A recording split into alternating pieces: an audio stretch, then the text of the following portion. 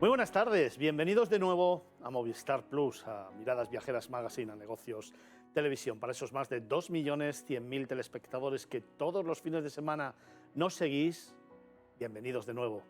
¿Sabéis una cosa? Fíjate, cuando venía esta tarde hacia los estudios de Negocios Televisión, iba pensando, vaya semana que hemos tenido que vivir, vaya semana intensa que, ojo, aún no se ha acabado. Y claro, cada minuto van cambiando las cosas. Tras los resultados del domingo pasado, tras los resultados que teñían de azul nuestro país, el lunes de nuevo un tsunami que nos va a hacer de nuevo volver a las urnas el próximo 23 de julio. Claro, podemos pensar si esto es un hecho que estaba premeditado, como así lo demuestran los papeles, o si fue un acto a la desesperada de un señor que lo único que le importa es mantener un sillón a pesar de haber desmembrado España, de haber polarizado a la sociedad y sobre todo de haber conseguido una confrontación permanente, ya seas de un color o de otro, ya seas de una ideología o de otra, y que con la decisión que ha tomado no solamente sigue confrontando, sino que además ahora pone encima de la mesa la tesitura de, en pleno mes de julio, decidir si me voy o me quedo. O también de decidir si tengo que votar a uno o a otro, porque claro, como las margaritas en esta época, han empezado a florecer diferentes partidos que no estaban contemplados para el mes de julio, que no tienen infraestructura para poder presentarse a unas nacionales, pero que sin embargo han dado un paso adelante precisamente para unificar bloques y sobre todo para defender la poltrona de un señor que sigue sin poner el énfasis en el principal motor de la economía, en el turismo. Recuerda que antes de que comenzara el proceso electoral os hice una propuesta a todos, casi era un reto en el que os proponía a todos los telespectadores. Ya han sido muchos los mensajes que hemos recibido, miles de mensajes los que hemos recibido en esta semana, en las que os planteaba cuántas veces se hablaría de turismo en los mítines que se iban a producir durante todo el territorio nacional. ¿Cuántas veces saldría la palabra turismo? Y fíjate, fui lo suficientemente valiente para plantearos que daba igual el color o el partido que lo hiciera. No era una cuestión de plantear si unos u otros lo metían en sus planificaciones o en sus discursos. Era simplemente, a nivel general, si alguien haría referencia al sector turístico en todo este tiempo. Dije que no habría más de 5 referencias a nivel nacional en alguno de los mítines de los grandes líderes políticos. Bueno, después de contabilizar, es verdad, ojo, que todo esto no es algo absolutamente radical, pero después de haber visto todos los mítines de los grandes líderes de la política en este país, todos ellos, turismo ha salido una sola vez. Una sola vez en 3 semanas de campaña referidas al principal motor de la economía, que genera el 14% del PIB directo y el 19% del PIB indirecto. Un sector que va a dar empleo a 9 de cada 10 personas en el año 2030, pero sobre todo un sector que hace de nuestro país el gran líder a nivel mundial. Ya sabes, es el segundo país del mundo en recepción de visitantes, tan solo por detrás de Francia y ya por delante de Alemania, de Estados Unidos, de China y de Italia, por ejemplo, y que, sin lugar a dudas, y por el conteo y la forma de analizar los datos, el año que viene, en el año 2024, finales, o en el año 2025 se aupará al primer lugar del mundo. No deja de ser una forma de sentir una marca país, y no deja de ser una forma de extrapolar nuestra nación al mundo entero, al universo. Somos exportadores de conocimiento, pero también somos una gran referencia a la hora de hacer las cosas. La pandemia lo ha demostrado. En ese momento tan crítico para el sector y sobre todo para el mundo, el sector turístico, con su compromiso, con su implicación y sobre todo con su talento, el talento de los grandes líderes, ojo, y de todos los grandes talentos que hay en este maravilloso motor de la economía, fue capaz de salir adelante, de recomponerse y hoy de volver a batir récords, de seguir batiendo récords que se espera que en este verano consigan volver a cifras prepandémicas, incluso superarlas. Esta bonanza que tenemos encima de la mesa y que todos los agentes que conforman el sector del turismo presumen de ella, tenemos que analizarla con cautela, como siempre digo. ¿Por qué? Porque todavía nos quedan muchos retos a afrontar. No vale simplemente con recuperar las cifras de cantidad. Tenemos un gran reto, que es apostar por la calidad, algo que debería estar en todos los programas electorales que van a concurrir al 23 de julio. No hablo solamente de que la calidad sea ese término que esté en los programas electorales, sino que en esos programas electorales debería estar el turismo como uno de los grandes temas a debatir y uno de los grandes temas a abordar, empezando porque es absolutamente necesario, como vengo reclamando desde hace ya muchos años, la creación de una vez por todas del Ministerio de Turismo en nuestro país. Un ministerio que sea capaz de gestionar, de abordar, de reunir y sobre todo de aunar esfuerzos, objetivos y líneas de trabajo que nos permita a España, en todos sus sectores y subsectores del sector turístico, tener un mismo objetivo, que es convertir nuestro país en el gran líder, en la gran referencia a nivel mundial, apostar por la calidad, abordar todos los retos de futuro que hemos tenido la oportunidad de ir desgranando durante toda esta temporada y que seguiremos trabajando e informando y, por supuesto, ser por primera vez en la democracia el ente gestor de un sector que nos reúne a todos y que sobre todo todos deberíamos tener en la mente para trabajar de una manera común, en una línea común, con un objetivo común que se llame siempre España. España debería estar en el vértice de esa pirámide y a partir de ahí deberíamos defender los intereses de cada una de las comunidades autónomas y cada una de las provincias y ayuntamientos con sus particularidades, pero siempre con una estrategia que nos aúne a todos los que formamos este sector, que por cierto, ojo, otro de los aspectos que tenemos que trabajar de manera urgente e inmediata es lograr ese sentimiento de orgullo, de pertenencia a un sector. Basta ya de remilgos, basta ya de, por nuestra filosofía y forma de ser en España, siempre tirarnos piedras contra el tejado y sobre todo presumamos de lo que somos, de lo que tenemos, de lo que hacemos y fundamentalmente intentemos demostrar a las generaciones venideras que pertenecer al sector del turismo es tener sentimiento de orgullo a un sector productivo que hoy es el gran motor de una gran nación, de España. Comenzamos.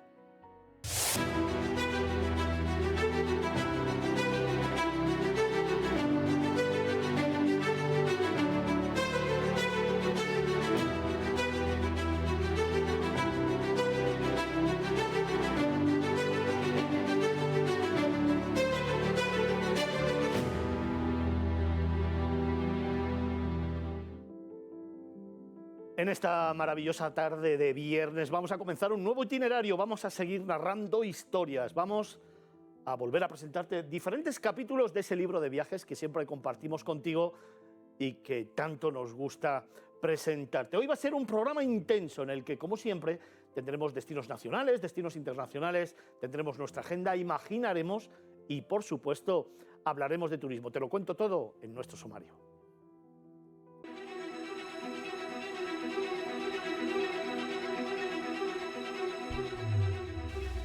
Hoy, en Miradas Viajeras, analizaremos, como siempre, el sector turístico.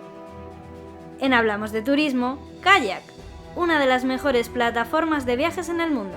Analizaremos cuáles son los destinos más demandados y las preferencias de los viajeros responsables. Y luego, imaginaremos una montaña de altura que corona 2 países, una cumbre clave en el calendario de todo alpinista. Después, abriremos una ventana al mundo viajando a Lisboa, la capital de la vecina Portugal. Esta ciudad une patrimonio y modernismo sin alterar su geografía natural. Un destino que debes incluir en tu lista por su espectacular clima y ambiente acogedor. Visitaremos las Alpujarras, una región histórica que se encuentra dividida entre 2 provincias, Granada y Almería, zona montañosa, de carreteras estrechas, con impresionantes miradores.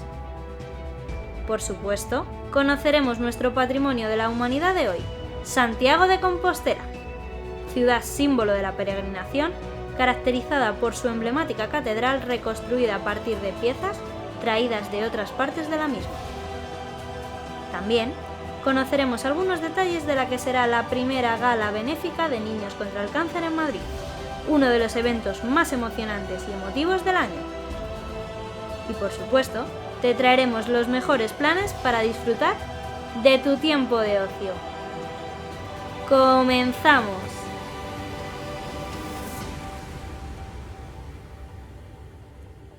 Como ves, un sumario apasionante que nos va a llevar a descubrir el mundo en las próximas 2 horas de viaje. Pero antes, como siempre, tenemos que hablar de turismo.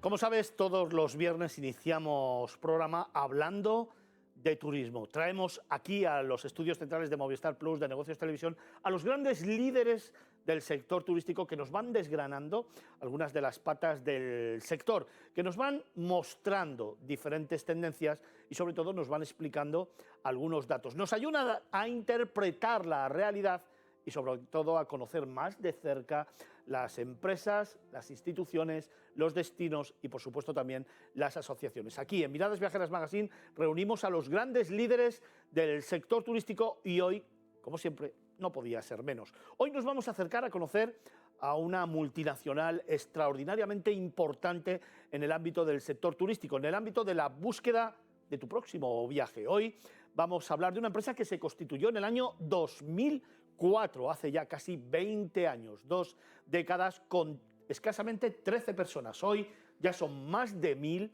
y tienen además, reúnen 7 marcas a nivel internacional. Están en múltiples países y son la gran referencia de los metabuscadores de viajes en los que siempre hay datos que analizar. Miles de millones de datos que nos van hoy a dar algunas tendencias que seguro que todos vosotros tenéis en la cabeza. Por eso, dejadme presentar a la directora comercial para Europa de Kayak, que es Natalia Díez Rivas. Natalia, buenas tardes. Buenas tardes, Fernando. Muy bien, muchas gracias por invitarme. Gracias. ¿Cómo me gusta esa sonrisa? Fíjate. Eso es que las cosas van bien, ¿no? Las cosas van muy bien. Oye, ¿qué es Kayak? Pues Kayak, como bien explicabas, es lo que oficialmente se conoce como un metabuscador de viajes. Ahora, la pregunta es, ¿qué es un metabuscador? Un metabuscador es una plataforma de comparación de precios de viajes. Nuestro principal objetivo es que el viajero pueda organizar y planificar su viaje de forma muy rápida, muy simple y muy clara. En nuestra plataforma va a poder ver todas las opciones y ofertas en relación a vuelos, alojamientos y alquiler de coches. Una forma de comparar, cuando tenemos en la cabeza un sitio al que ir, me meto en Kayak y comparamos toda esa amalgama de propuestas para elegir la mejor opción. Efectivamente. Vamos a ahorrar dinero, vamos a tener la mejor opción y además entiendo yo que con las nuevas tecnologías nos van a poder ofrecer alternativas para que podamos disfrutar de un viaje que al final no deja de ser un sueño, una ilusión que tenemos todos, ¿no? Efectivamente, y además este año queda demostrado que cada vez tenemos más ganas de viajar. Estos 3 últimos años de incertidumbre y de restricciones de movimiento nos han hecho que este año sea el año, lo estamos viendo en nuestros datos. El usuario de Kayak tanto puede venir ya con un destino en mente como puede venir también a ver cuáles son las últimas tendencias, dónde puede ir. Puede utilizar, tenemos un mapa interactivo donde él va a poner su propio presupuesto y nosotros le vamos a indicar dónde puede encontrar las mejores ofertas. Fíjate, comparan miles de millones de datos. Comparan los precios, te dan la mejor opción, pero a mí hay algo que me gusta muchísimo y que es un eslogan, un claim que utilizan en su comunicación y es que cuentan con más de 1000 empleados que son apasionados de los viajes. No hablamos de vendedores, no hablamos de comerciales, no, hablamos de apasionados de los viajes. Qué bonito. Efectivamente, para nosotros viajar es parte de la vida. Es realmente donde te va a abrir la mente. Además, nuestra empresa está muy centrada en la diversidad y en la integración. Y entonces viajar es uno de nuestros puntos claves. Tenemos incluso una página donde nosotros ponemos nuestras sugerencias de viaje basadas en nuestra propia experiencia. Oye, habéis hecho un estudio en el que habéis analizado en 167 países, sí. Perdón, en 167 ciudades, 63 países con 28 variables, sí. Y hemos ido descubriendo algunas tendencias de las que vamos a hablar ahora. Déjame primero que presente a Jesús Menéndez, uno de los grandes expertos y líderes del sector turístico, tertuliano de esta casa. Jesús, buenas tardes. Buenas tardes, Fernando. ¿Cómo estás? Uy, qué serio te veo, por Dios. No, serio. ¿Cómo no. estás hoy? Hace un momento no estabas así, estábamos bromeando sobre algunas cuestiones. Estoy inquieto a ver si me va a tocar una mesa electoral y no me puedo ir de vacaciones. ¿Pero ya tienes tus vacaciones sacadas o qué? Jamás. Por si acaso te hacen quedarte, ¿no? Sí, efectivamente. Bueno, oye Jesús, ¿cómo ves? Estamos hablando de analizar miles de millones. Tú desde siempre has defendido la tecnología, eres de los grandes impulsores del metaverso. Además, siempre, desde que te conozco, ya son muchísimas décadas las que tenemos a nuestras espaldas trabajando juntos, siempre has defendido el análisis de los datos, el trabajo en tecnología, la innovación, las tecnologías de la información, como una forma de entender el turismo y de generar experiencias individuales. Fíjate que ahora se ha puesto de moda, ¿no? Cada vez puedes tener mayor información en menos tiempo y un poco detallar cómo llegan los clientes, de dónde llegan los clientes, incluso no solamente de los destinos, sino en la propia ciudad, del barrio hasta de la calle. Y puedes saber la agencia de viajes, las reservas que hacen un mismo día para un destino en concreto. Fíjate, últimamente aquí hemos tenido invitados que nos siguen contando que se pone al cliente en el centro de la estrategia y que el uso de los datos, el Big Data y la tecnología inteligente y ahora ya la inteligencia artificial se utiliza sobre todo para intentar generar una experiencia muy personalizada. Sí, incluso las estadísticas ahora mismo van en función de donde tienes el teléfono móvil. O sea, tú estás en determinada ciudad, determinada provincia o entras en un museo y el museo puede cuantificar la nacionalidad de la gente que está dentro del museo en función del IP del teléfono móvil. Y puedes saber qué tantos hay de un país, de otro país o determinada ciudad. Bueno, un día le dedicaremos mucho tiempo al tema de la tecnología. Estamos preparando un programa especial precisamente sobre esto. Te va a sorprender las cosas que puedes hacer, los datos que tienen de ti, cómo se maneja la información que tú vas dejando en tu rastro, en tu huella cada vez que visitas o haces cualquier cosa y cómo luego se puede utilizar precisamente para generar una experiencia muy particular. De todo eso hablaremos más adelante. Ahora estamos hablando con Kayak, estamos hablando con Natalia Díez Rivas, que es la directora comercial para Europa de Kayak, a la que le voy a preguntar tendencias, ¿no? Hemos analizado miles de millones de datos y ahora vamos a hablar de tendencias. Por ejemplo, en ese análisis que habéis hecho un ranking de las ciudades un poco más sostenibles o más responsables o donde el turista, el viajero, se comporta de una forma más responsable. ¿Cuál es ese ranking? Pues mira, hace unos meses realizamos una encuesta en España donde el 70% de los viajeros, de los encuestados que son viajeros, nos decían que ellos cada vez están más concienciados. Sin embargo, el 60% de ellos nos decían, pero no sabemos dónde buscar. Entonces nosotros hemos creado distintas herramientas que van a ayudar al viajero a decidir el destino que quiere en base a sus necesidades y distintos factores. Entonces, efectivamente, hemos creado un listado de ciudades que son sostenibles basándonos en las ciudades más buscadas dentro de Kayak. Hemos escogido unas 167 y los factores que hemos escogido son los 3 pilares de la sostenibilidad, que son... ¿Quieres saber la lista ya? Quiero saber los pilares para vosotros y luego Vale, la lista. Muy sí, bien. venga. Los pilares de la sostenibilidad que estamos utilizando son medioambientales, socioculturales y económicos. Es decir, cuál es el impacto a nivel local que ese turismo o ese viajero va a hacer en el destino que va a escoger. Entonces, nosotros, sobre todo en los países holandeses, en Rotterdam y en Ámsterdam, han sido uno de los destinos, de las ciudades que más puntuación han sacado. ¿Y después? Y después ¿Qué tienes? tengo una lista Venga, enorme, dame te 3 o leo 4 los más. 167. No, con que me digas los 3 primeros me vale. Pues mira, Rotterdam, Ámsterdam tenemos Graz en Austria, ¿Es verdad? tenemos Noruega también, Trondheim y Múnich en Alemania. ¿Y a España ni se la ve ni se la espera o cómo hacemos esto? España sale un poquito más tarde. Sí. Sí, Tenemos Barcelona, Madrid y Málaga, ¿no? efectivamente. Son los destinos que han salido, creo que a partir de la posición número 30. Pero bueno, por lo menos una persona que habla de sostenibilidad con criterio, porque siempre aquí ya sabéis que hemos defendido que para hablar de sostenibilidad hay que saber lo que es la sostenibilidad y sobre todo los criterios aplicables a la sostenibilidad, que no es simplemente el medio ambiente como la gente cree. Yo los objetivos 2030, por una parte están muy bien, pero es difícil. Dependiendo del destino, es muy complicado. Yo te veo que estás triste porque no aparece Zamora en la lista. Efectivamente. ¿Para cuándo Zamora? Pues efectivamente. Oye, dejadme que siga hablando con Natalia Díaz Rivas, es la directora comercial para Kayak, para toda Europa, que nos está contando un poco esos resultados de esos análisis que han hecho referidos a la búsqueda de destinos que tienen en su plataforma, en ese metabuscador, y que han arrojado pues, que Rotterdam, Ámsterdam y Graz son las 3 ciudades más responsables o más sostenibles, llámalo como quieras, para viajar. Pero vamos a hablar de tendencias, venga, que esto me gusta más y seguro que todos los espectadores están pensando. ¿Cuáles son las tendencias para los españoles de cara a este verano? Venga, Vale. ¿Dónde quieren viajar? ¿Qué quieren hacer? ¿A qué ciudades pueden ir? ¿O qué es lo que os están pidiendo? ¿Qué es lo que se está buscando en Kayak? Bueno, pues de nuevo vuelvo a decir, las ganas de viajar están ahí, ya no nos podemos contener. Entonces hemos visto... Perdona un momento, Natalia, Dime. las ganas de viajar están ahí. Sí. ¿Quieres decir que respecto a otros estudios y a otras cifras que hayáis hecho en otras temporadas, ahora mismo sigue habiendo un incremento de búsquedas? Es decir, la gente está activa, la gente quiere viajar, tiene ilusión por salir. Sí, mira, solamente para búsquedas para este verano, para salir este verano, en nuestro producto de vuelos tenemos un incremento de hasta un 50%. Wow.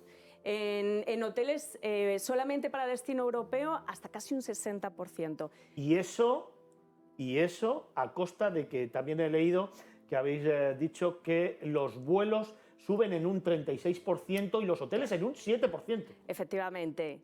A ver, el producto turístico es igual que cualquier otro producto. Hay muchos factores que le impactan, la inflación, el precio del petróleo, el coste energético, etcétera. Todo eso ha impactado. Y además, ahora con la gran demanda que hay, la oferta va creciendo, pero no al mismo ritmo que la demanda. Entonces, efectivamente, ha habido un impacto en los precios. Al margen de que los empresarios del sector hotelero también quieren recuperar el dinero que han perdido en la pandemia, efectivamente, sin aportar la calidad necesaria para dar un servicio acorde con lo que necesita este país. En fin, eso lo digo yo, no lo dices tú. Bien, Natalia, vamos a esas tendencias, venga. Sí, vale, pues entonces, ¿dónde queremos ir los españoles este verano? A nivel internacional, Nueva York sigue siendo la gran ciudad, sin embargo, destinos asiáticos. Ahora por fin han abierto las fronteras desde el último trimestre del año pasado. Estamos deseando. Vietnam, por ejemplo, tiene un incremento en las búsquedas de hasta un 600%. Wow. Toda la parte de Japón, Malasia, etcétera, tienen un incremento de un 400%. Esos son los de largo radio, ¿no? Esos son lo que llamamos, eso es, destino internacional. Vamos a ir a Europa, venga. En Europa la sorpresa es, seguimos con París, Londres, Roma, pero sin embargo hay destinos que tienen un incremento que hay que resaltar para este año, por ejemplo, Croacia, Rumanía, Grecia, etcétera. Son destinos que tienen hasta un incremento entre 200 y 400% comparado con el año pasado. Así que van a ser destinos al alza. ¿Y en España? En España somos un poco más tradicionales. Costa. Volvemos a, efectivamente, queremos sol, queremos playa, queremos gastronomía, y entonces nos vamos a las Baleares, nos vamos a las Canarias y toda la parte mediterránea y del sur. Oye, te voy a preguntar porque tengo una cuestión en la cabeza. Siempre la he criticado, sabéis que es una cuestión que me parece muy importante abordar como uno de los grandes retos de futuro que cuando llegue el nuevo gobierno, esperemos a partir del 23 de julio, aborde de una manera clara, y es que siempre se nos ha llenado la boca con los récords, ¿no? En el año 2019 volvíamos a batir récord en llegadas de visitantes, hasta 86 millones, pero siempre con un mismo mal endémico, y es que el 80-85% de las visitas que recibimos se nos quedan en nuestras costas. Al final no aprovechamos la visita a España, aunque es verdad que la tendencia va cambiando un poquito y aprovechamos el lugar en el que estamos para descubrir algunas cosas a su alrededor, pero sigue siendo en un perímetro muy cercano a un lugar de costa, cuando España evidentemente tiene una diversidad brutal a nivel de producto turístico, a nivel de comunidades autónomas y a nivel evidentemente de oferta, ¿no? Cuando vosotros en vuestras búsquedas analizáis el comportamiento del viajero internacional, ¿con qué os encontráis? Pues este año estamos viendo, evidentemente, primero que el turista extranjero que está queriendo venir, es, sobre todo el número 1 es el alemán, luego está el francés y en número 3 está el danés. El danés. Los países nórdicos están queriendo venir a España porque tenemos, evidentemente, como tú has dicho, tenemos un país fantástico. Sí que estamos viendo que entre las búsquedas no solamente destacan la zona de sol y playa, sino que también Madrid, Barcelona, Sevilla, Bilbao están dentro de las grandes ciudades que este turista extranjero está buscando. Fíjate, Jesús, me sorprende porque estamos hablando de Alemania, estamos hablando de Dinamarca, Francia, pero sin embargo no aparece Estados Unidos, que es el país que en estos momentos está emitiendo más viajeros hacia España, igual que países latinoamericanos como México, que hay una afluencia brutal, Japón, China. Empezamos en el mes de abril a recuperar Rusia, que en Madrid ha tenido una incidencia muy importante. Mercados maduros, como siempre, Alemania, Italia, Francia y Reino Unido, que es el principal emisor hacia España. Pero, sin embargo, de repente Dinamarca.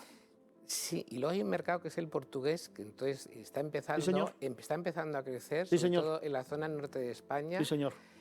Y que es un desconocido. O sea, la gente, los portugueses ya... Y con poder adquisitivo alto, ¿eh? Y hacen programaciones en los catálogos de turoperadores. Sí, señor. En sitios, por ejemplo, la Comunidad Valenciana, no solamente Andalucía, que es más próximo, sino que están viajando pues, a un Cataluña, a una Comunidad Valenciana, y están cada vez creciendo más. Y luego, por ejemplo, en destinos internacionales, toda la parte de Turquía está bajando muchísimo los precios porque tenía mucho turista ruso que ha desaparecido y los hoteles tienen que llenarlos, que son hoteles de lujo, de 5 estrellas, muchos campos de golf. El turista alemán e inglés bajan precios, pero la parte española todavía le falta por descubrir esa parte. Estamos hablando, te lo recuerdo, con la directora comercial para Europa de Kayak, el gran metabuscador de viajes que está implantado a nivel mundial y que es uno de los grandes líderes en el sector turístico, que nos está desvelando algunos datos curiosos sobre el comportamiento de los viajeros a nivel nacional, a nivel internacional, a nivel de largo radio. Pero claro, con algo que tú has dicho, quiero preguntarte ahora, ¿no? Hablamos de dinerito, hablamos de precio. ¿Cuáles son las tendencias y cómo hablamos de precio? Venga. Pues evidentemente lo que hablábamos antes, que todos estos factores han impactado en los precios de los viajes. Por ejemplo, en vuelos estamos viendo un incremento de un 37-40%. En los precios de los alojamientos, como has dicho, un 7, un 10%. Pero esto no nos está impidiendo para nada el viajar Wow. este verano, sí. Oye, ¿me vas a dar entonces, ya que tenemos que apretarnos el cinturón, ya que tenemos que gastar o invertir un poquito más en nuestras vacaciones, ya que nos van a salir un poco más caras, ¿me das algunos tips para ahorrar? Claro que sí, Venga. pero solo a ti. Venga, vamos a por ello. Bueno, pues es muy fácil. Sabemos que lo que es la temporada alta va de mitad de julio a mitad de agosto, ahí es donde los precios son más elevados. Este año no. Este año va a partir del 25 de julio, que a algún no se le ha ocurrido la ocurrencia de ponernos unas elecciones el 23 de julio. Perdóname. Bueno, entonces, nuestra sugerencia principal es intentar ser flexibles con las fechas y ser flexibles con los destinos. Porque si, por ejemplo, estamos buscando un destino internacional, si viajamos en octubre, podemos encontrar con unas ofertas de hasta un 40% más bajas que viajando en pleno julio o en pleno agosto. Esta es una buena recomendación. Más recomendaciones. Venga, consejos para ahorrar, va. Consejos para ahorrar. Pues lo primero, por supuesto, es entrar en un comparador de viajes, porque ahí vas a poder encontrar todas las ofertas de todos los grandes proveedores de viajes, tanto aerolíneas, agencias de viajes online. En alojamientos nosotros no solamente tenemos hoteles, sino que ahora mismo tenemos villas, apartamentos, etc. Y en alquiler de coches tenemos lo que comentábamos antes, el car sharing, además del alquiler del coche de toda la vida. También empezamos a tener car sharing, y en la vertical de vuelos, hablando de sostenibilidad que comentábamos antes, no solamente enseñamos la opción de vuelos, sino que además tenemos opción para viajar en bus y en tren. O sea, que el gran consejo que tú darías a todos los telespectadores es, oye, si vais a preparar un viaje, en lugar de lanzaros a la piscina, entrar en Kayak, vamos a comparar todos los precios, vamos a comparar a todos y vamos a elegir, ¿no? Y luego encima tenéis 1000 apasionados del sector de los viajes y del turismo que nos pueden aconsejar, ¿verdad? Efectivamente. Oye, quería preguntarte otra cosa, Natalia. Claro, yo no sé si con tan poco tiempo podéis haber reaccionado, ¿no? Pero claro, terminan las elecciones el domingo, hay una convocatoria de elecciones generales el 23 de julio, que justamente coincide con el Puente de Santiago en 4 comunidades autónomas. de las cuales algunas gobierna el PP. Bueno, en fin, que habéis entendido, habéis visto, habéis analizado cómo va a incidir esta convocatoria de elecciones generales en el comportamiento de los viajeros. ¿Se ha notado algo en esta semana? Que claro, han pasado 2 o 3 días nada más, pero no sé si los datos que tenéis nos pueden arrojar un poco de luz. Pues por el momento, como bien dices, ha pasado muy poquito tiempo. Sí que oía esta mañana que estaban comentando que la petición de voto por correo está siendo increíble, puesto que ya hay mucha gente que tiene organizadas sus vacaciones. Claro. Entonces, bueno, entendemos que, aparte, también otra cosa que se comenta es que no queda muy clara si te llaman para estar como vocal o presidente de una mesa, cuáles son las opciones si ya tienes tu viaje reservado. Entonces, por el momento no tengo el dato específico, pero sí lo que es el dato macro social, sí que estamos viendo que hay un auge en la petición de voto por correo. Oye, Natalia, si yo te pregunto, olvídate de kayak, ¿sí? Olvídate de, simplemente por tu conocimiento y por tu experiencia. Si yo te pregunto una recomendación para viajar a Europa este verano, esa respuesta es muy, muy difícil. Yo, por supuesto, para mí España tenemos todo. En España tenemos el sol, tenemos la gastronomía, tenemos en general. Yo soy muy fan de las ciudades grandes, me encanta conocer. Roma me parece, mira, justo Roma que estamos viendo detrás tuyo, Roma me parece un destino excepcional. Y luego depende de lo que estés buscando. Grecia es un país fantástico, Croacia es un país fantástico. Es muy difícil, bueno, y si puedo, Santander, que es de donde soy yo. Que es maravillosa, es una ciudad para mí donde me iría a vivir, te lo aseguro. ¿Verdad? Santander. Oye, y otra pregunta que te hago, me has llamado mucho la atención sobre las tendencias a largo radio. Sí. Ya has hablado de los países asiáticos, sí, pero no hay búsquedas, como no puede ser de otra manera en verano, para ir un poco al Caribe, para ir a un Puerto Rico, para ir a un Costa Rica, para ir a un Jamaica, para... Sí, sí, efectivamente, todo lo que es el sur de América, Cancún, Punta Cana, etcétera, también está en auge. Seguimos queriendo buscar ese sol, esa playa, ese exotismo, ¿no?, fuera de nuestras fronteras, también están dentro de nuestros destinos más buscados. Me preocupa mucho que en los destinos nacionales no esté contemplado Zamora, fíjate. Jesús, venga, recomendaciones para este verano, va. Para este verano. Bueno, te voy a preguntar las dos cosas. Para intentar reservar tu viaje, y tú que tienes una relación muy directa con todos los portales, con todas las .com, desde luego con todos los metabuscadores y sobre todo con la tecnología, ¿no?, de la información, ¿qué recomendarías a todos los telespectadores? Y luego algunos destinos que tú consideres que van creciendo. Venga. Mira, hay una herramienta que tiene Kayak, que es el paquete dinámico, donde tú puedes reservar, bueno, puedes buscar la opción de un vuelo, de un alojamiento y de un alquiler de coches. Es una opción donde puedes tener la visibilidad de todo tu viaje con varios clics. La verdad que es una alternativa buena. Y luego a nivel de destinos, bueno... Al margen de Zamora. Al margen de y Zamora. De Santander, que sé que también tienes casa allí. Yo me iría a Santander, pero un destino, por ejemplo, todo lo que es la montaña palentina está creciendo muchísimo. Sí, señor. Toda la parte de Málaga está creciendo mucho. Y luego hay destinos de interior que la gente todavía, todo lo que es la frontera de Extremadura con Portugal y la parte de Huelva.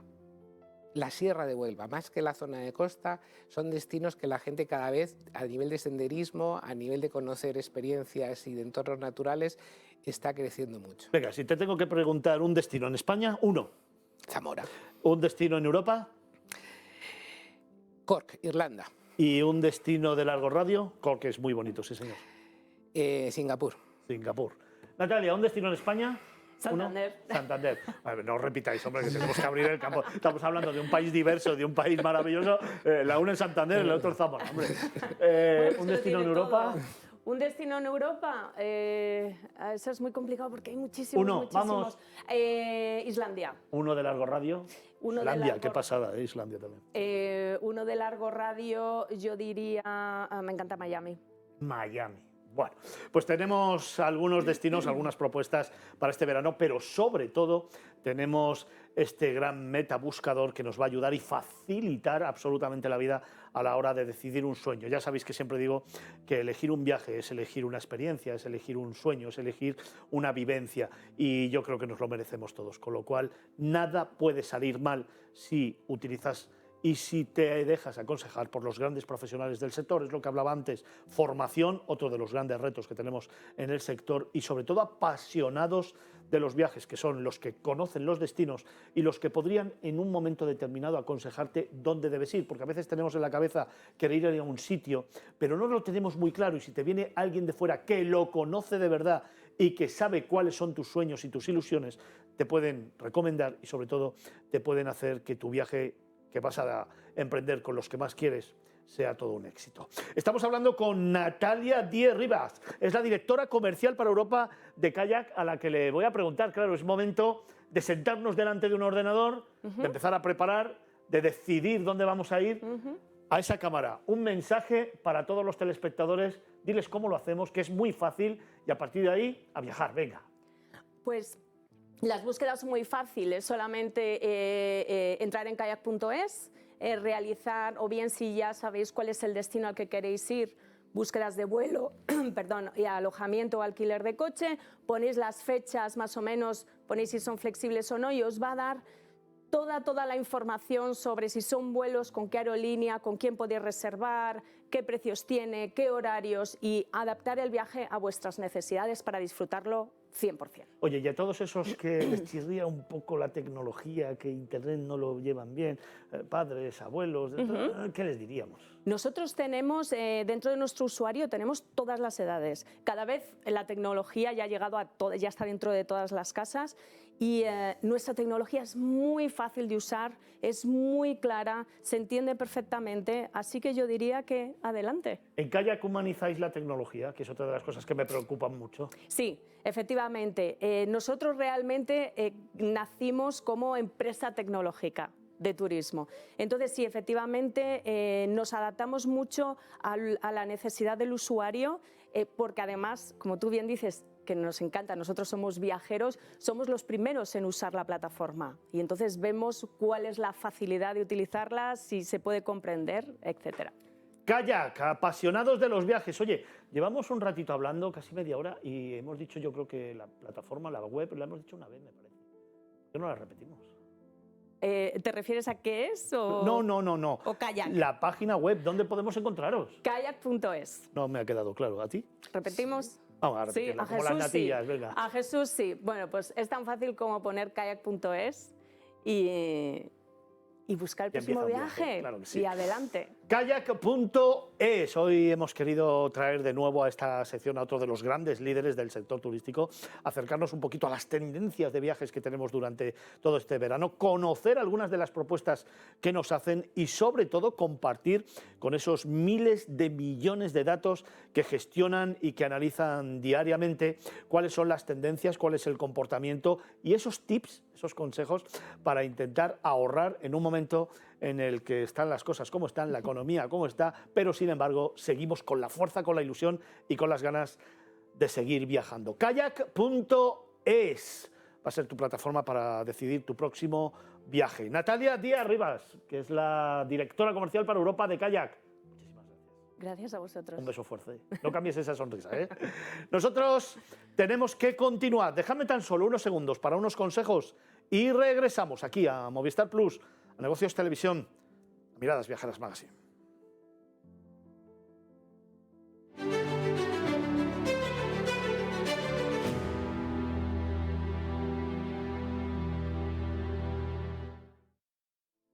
Vamos a continuar nuestro camino en esta tarde de viernes. Y es tiempo, como siempre, como cada semana, de respirar profundamente. Es tiempo de tú que estás viendo la tele, sentarte y pensar, soñar, dejarte llevar por esas historias, esas imágenes y la música que aquí en Movistar Plus, en Negocios Televisión y en Miradas Viajeras te contamos y te narramos. Es tiempo, en este instante, de imaginar.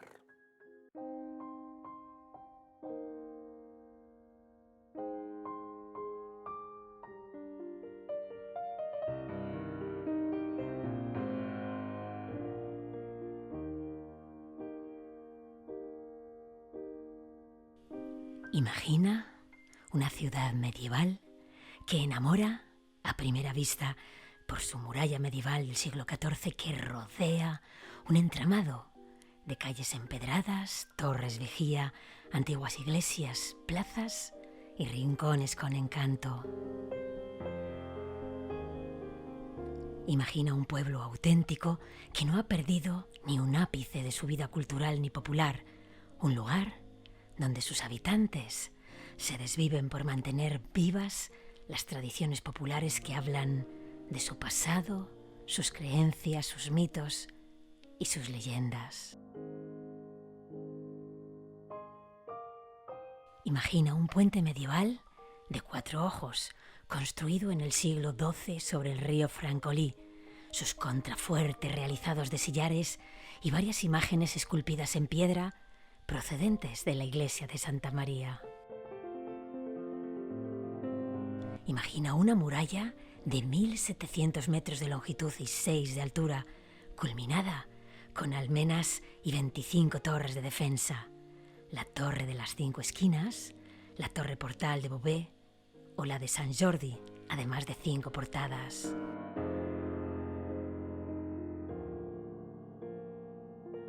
Imagina entrar en el recinto amurallado por el Portal de Sant Antoni y cruzar todo el casco antiguo por la Carrer Major, descubriendo tiendas, bares, galerías de arte y deliciosas pastelerías como la Confitería Andreu y la Viñas, donde puedes probar algún delicioso dulce. Imagina la Catedral de la Montaña, un precioso templo gótico del siglo XIV, un edificio tan espectacular por fuera como por dentro. Imagina personas que se implican en todas sus fiestas y tradiciones, la fiesta medieval, los castells, los gigantes enanos y todo el bestiario que forma la comitiva popular, los armats, el baile de bastones, los demonios de los correfocs. Imagina descubrir auténticas joyas en sus alrededores, los monasterios de Poblet, Valbona de les Monges y Santes Creus, que forman parte de la popular ruta del Císter. Pues ya, no imagines más, y cuando puedas, prepara una escapada a Mont Blanc.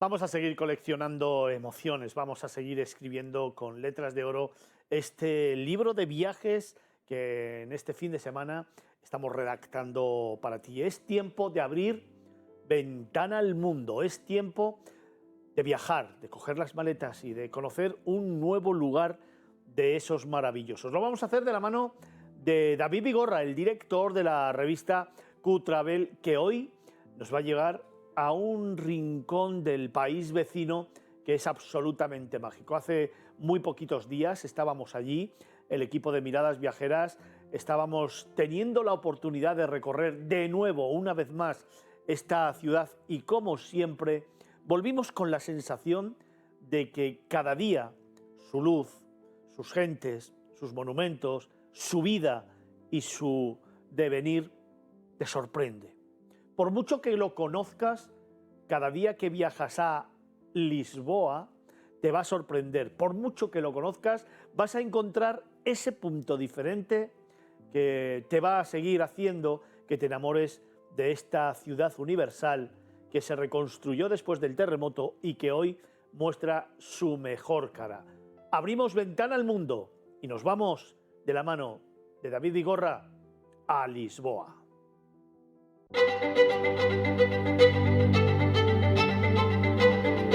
Lisboa está considerada una de las ciudades más cálidas de Europa. Su clima suave y benigno, regulado por los vientos del Atlántico, convierten a la capital portuguesa en el lugar perfecto para una escapada en cualquier época del año. Lisboa es una de las ciudades más antiguas de Europa, con registros históricos que sitúan los primeros asentamientos fenicios en el siglo XII a.C. Su historia está ligada a su posición estratégica en la desembocadura del río más largo de la península ibérica, el Tajo. Su puerto natural era el más cómodo para el reabastecimiento de los barcos que comerciaban entre el Mar del Norte y el Mediterráneo. Los frutos de esta larga historia se aprecian en numerosos lugares de la capital portuguesa, como los barrios de Alfama y Mouraria, considerados además la cuna del fado, la canción lusitana de carácter melancólico.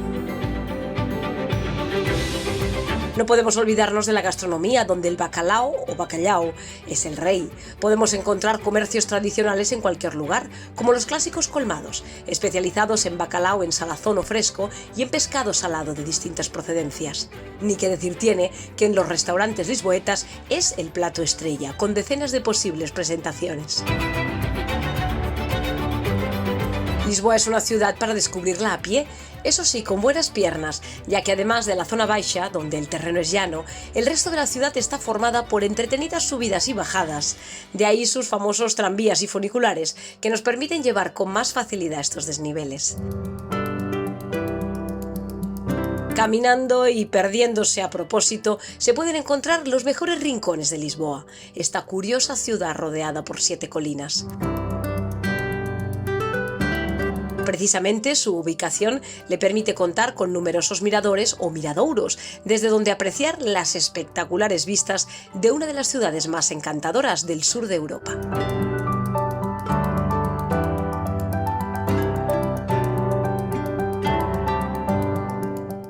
David, buenas tardes. Hola, buenas tardes, Fernando. Oye, yo creo que precisamente recordaba este último viaje, recordaba estos últimos días que he pasado por allí y al final me viene a la cabeza, por ejemplo, la oportunidad que tuve de darme un paseo en barco por la noche, en esa puesta de sol espectacular que te va mostrando el Gran Puente y que te va haciendo que Lisboa de nuevo muestre una cara diferente. Vas descubriendo nuevos barrios desde el agua, pero sobre todo vas descubriendo que Lisboa es eterna, que Lisboa siempre ofrece una cara diferente en los 365 días del año. Yo, mira, tengo que confesarte que es la ciudad europea que más veces he visitado por trabajo y por vicio, por placer, porque realmente a mí no me aburre. Es una ciudad en la que te encuentras súper cómodo, es muy agradable de visitar y no cansa absolutamente nunca. Es de las pocas que dices, ya la he visitado, ya lo he visto y tengo suficiente. Esta os puedo asegurar que para que yo repita tantas veces una ciudad, os puedo asegurar que por lo menos es una ciudad muy agradable de visitar. Oye, déjame que en este punto presente también a los tertulianos de este programa, mis compañeros de camino que siempre, año tras año, tras temporada, nos acompañan aquí en Movistar Plus, en Negocios Televisión, en Miradas Viajeras, en este devenir tan bonito por el mundo. Carlos Olmo, buenas tardes. Muy buenas tardes. Oye, además también acabas de llegar tú de Lisboa. Sí, sí. No, yo hemos coincidido al final. Creo que no nos hemos cruzado de milagro. De milagro. Lo que pasa es que yo iba más tranquilo esta vez a disfrutar con mi pareja y no me subí muchas de las 7 colinas en las que está construida Lisboa. Oye, si te pido así muy rápido, un lugar para ti, un rincón. El Mirador de Santa Lucía. A mí me tiene enamorado ese rincón. También está con nosotros esta tarde Felipe Alonso, el profe, buen conocedor también de la capital de Portugal. Felipe, buenas tardes. Buenas tardes. ¿Cómo estás? Bien, bien, bien. Oye, Lisboa siempre mágica, siempre eterna. Mira que hemos hablado 1000 veces de esa ciudad y es que yo no me canso de descubrir lugares nuevos, ¿eh? A mí me encanta y además no solo eterna, sino como dice el fado, señorial. Sí, señor. La ciudad blanca. Para mí es impresionante y antes de que me preguntes un sitio, para mí el castillo. El castillo. Desde el castillo ves todo lo que te puede ofrecer la ciudad. Y al fondo el Tajo, el Tejo, que dicen ellos, no el Texo.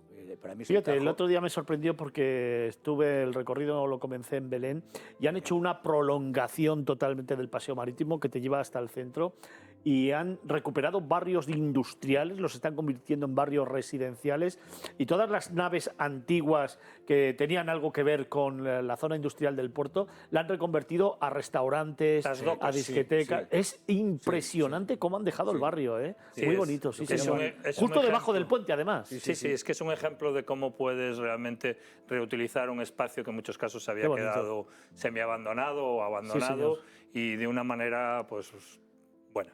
Qué chulada. Bueno, vamos a comenzar este camino con David Vigorra. Y claro, en el reportaje que habéis podido ver, os hemos hecho referencia a los miradores, es decir, a intentar descubrir la ciudad desde lo alto. Pero claro, para llegar a esos miradores, David, tenemos que ir de alguna manera. ¿Cómo lo hacemos? Pues mira, muy fácil. Ten en cuenta que a pesar que hay metro, evidentemente en Lisboa, una red excelente de metro que llega hasta el aeropuerto, los tranvías y funiculares son una esencia, son la base de lo que es el centro de Lisboa y una atracción turística en sí. ¿No? Simplemente es una forma de disfrutar y explorar la ciudad.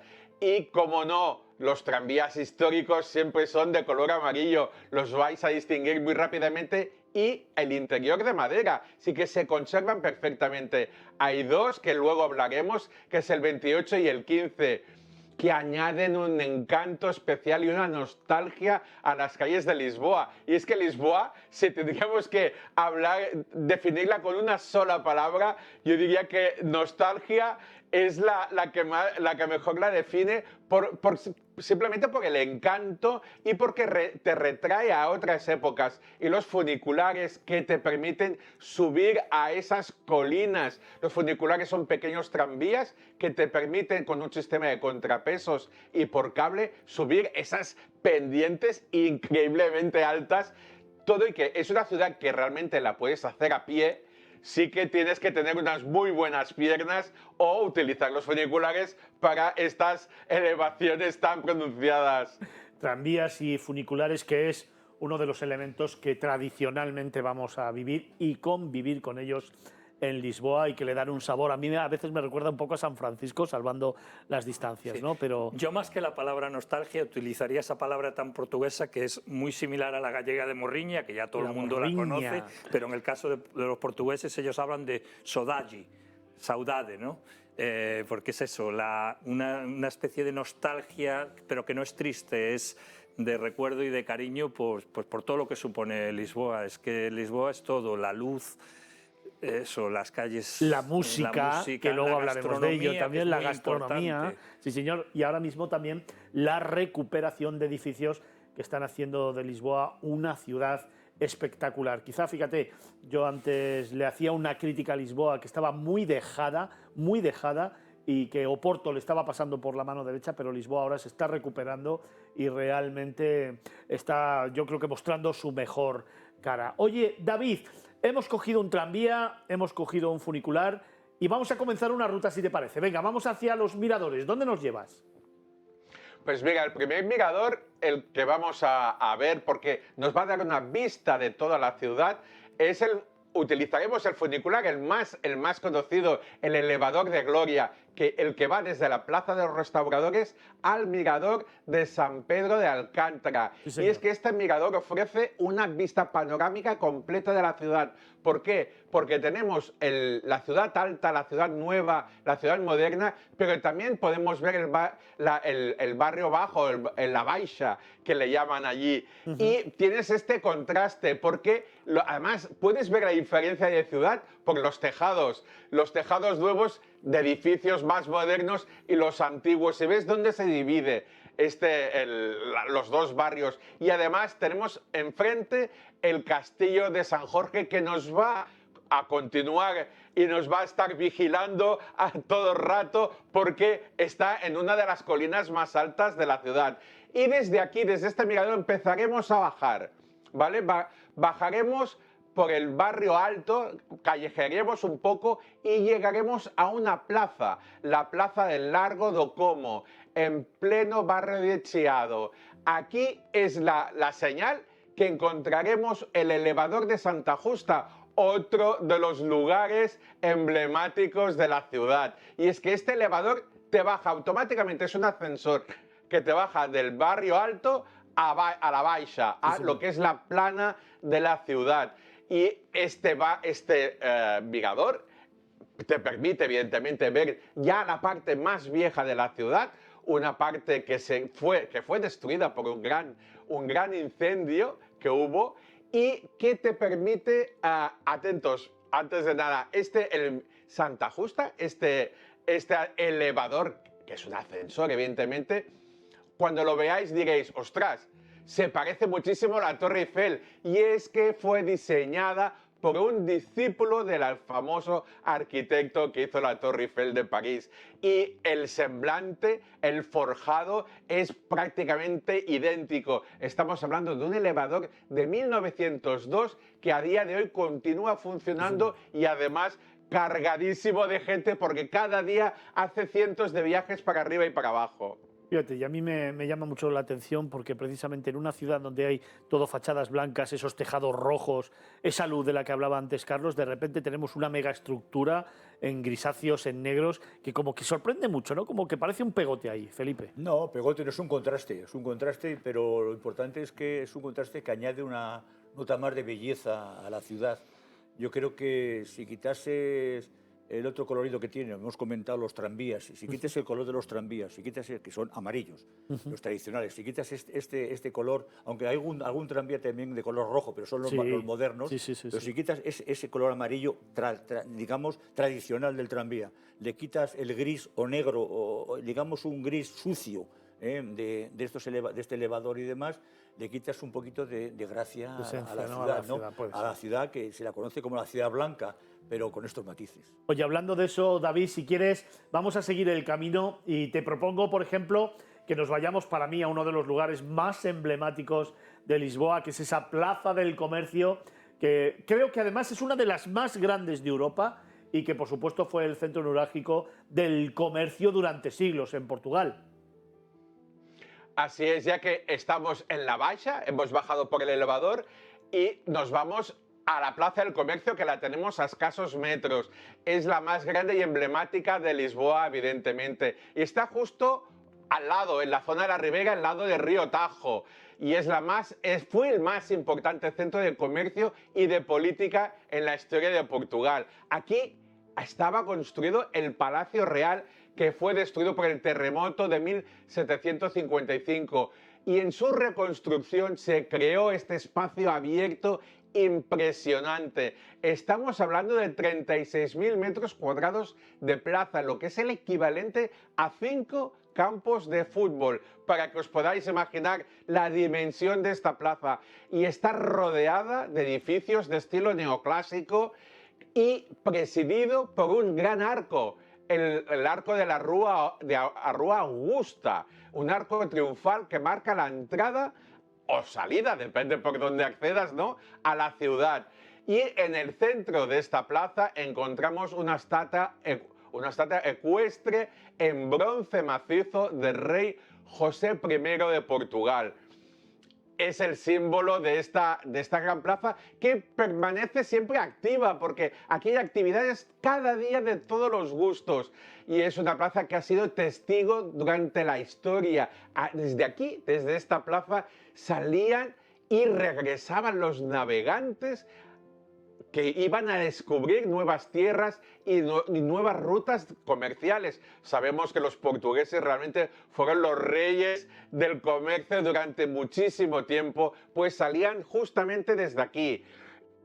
Hoy en día es una plaza rodeada de cafés y restaurantes, muchísimas tiendas, evidentemente, y encontraremos la oficina de turismo, un centro de interpretación de la historia del bacalao, y el Museo de la Cerveza Portuguesa. Y además, déjame que te cuente que también en estos momentos, en esa escalinata que termina la plaza y que da a las aguas, hay una vida extraordinaria, porque además ahora mismo los jóvenes se sientan allí, escuchan música, ven el mar y sobre todo escriben, pintan, conversan. Y además han construido al lado de la plaza, al lado de la escalinata, un par de lugares, un par de terrazas espectaculares, acristaladas, desde donde ver la puesta de sol. Sé que tenemos un lugar emblemático en Lisboa, la Plaza del Comercio, chicos, realmente de los que hay que visitar, pero en los que hay que dedicar tiempo, ¿no? Para ver toda la grandeza que tiene y lo que nos regala. Bueno, precisamente hace una semana estaba visitando el Museo de la Cerveza, que no lo conocía, y bueno, no deja de ser un sitio turístico, pero bueno, a mí me gustan históricamente bastante las cervezas portuguesas, o sea que sí, un lugar interesante. Interesante, emblemático, donde además se reúnen infinidad de estilos arquitectónicos y donde estoy convencido que el viajero se va a sorprender sí o sí. Si te parece, desde ahí además podemos emprender un paseo, un camino muy bonito por toda la ribera hacia Belén, o también se puede coger un tranvía. Es un poco el paseo que os contaba yo antes, que se puede ir haciendo, son varios kilómetros, pero que te van a ir dando toda una sensación de lo que es el perímetro de la ciudad y que realmente merece la pena. David, un sitio maravilloso, Belén también, en el que, no sé, me gustaría que me resaltaras. Yo tengo en la cabeza 2 o 3 sitios emblemáticos. A ver si coincidimos, venga. Seguro que vamos a coincidir. Para irnos a Belén tomaremos el tranvía número 15. Es cierto que lo podemos hacer a pie. Yo lo hice una vez, la primera vez que estuve en Lisboa, pero dije, ya está, nunca más. Me he vuelto perezoso y cojo el tranvía, el fantástico tranvía de Lisboa, que además me encanta. Y pararemos justo en el pilar número 7. Debajo del puente 25 de abril. Sí, señor. Aquí encontraremos un centro de interpretación para conocer la historia de este gran puente, de esta cima porque subiremos arriba de todo. Atentos, el centro de interpretación no está abajo, está arriba. Subiremos al pilar y desde aquí tenemos una vista fantástica del puente que nunca seguramente habrás visto. Y es que este puente de 2.277 metros de longitud y 190 metros de alto es clavado al puente de San Francisco. Tenemos las mejores vistas de la ciudad y merece la pena cruzarlo, tanto en tren, en coche y por debajo en velero, como comentabas, Fernando, al principio. Y seguimos ruta, porque después de este pilar número 7 encontramos el monasterio de los Jerónimos. Oye, David, que seguramente lo tenías en cabeza. David, déjame antes del monasterio de los Jerónimos, que a mí me parece una de las construcciones más fascinantes del mundo, que debería ser, fíjate lo que te digo, quizás es una burrada, una de las grandes maravillas del universo. En ese pilar número 7 hay un hotel justo debajo del puente, que es el Vila Galé Ópera. Es un establecimiento extraordinario que recomiendo a todos los que se quieran acercar a Lisboa. Un hotel que lo que trata es de rememorar las grandes óperas a nivel histórico y donde el servicio, la gastronomía, las instalaciones y su ubicación es perfecta para darte un paseíto de 15 minutos hacia Belén y disfrutar de toda esa zona nueva que se está construyendo y que está dando una vida nocturna increíble. Venga, vamos a los Jerónimos, David. Venga, vamos a los Jerónimos. Aquí encontramos, nada, a escasos metros de este pilar número 7, el monasterio de los Jerónimos. Es un impresionante ejemplo de arquitectura manuelina portuguesa. Fue construido en el siglo XVI y es considerado el monumento más importante del país, como bien has dicho, Fernando, porque es de una exquisitez inaudita.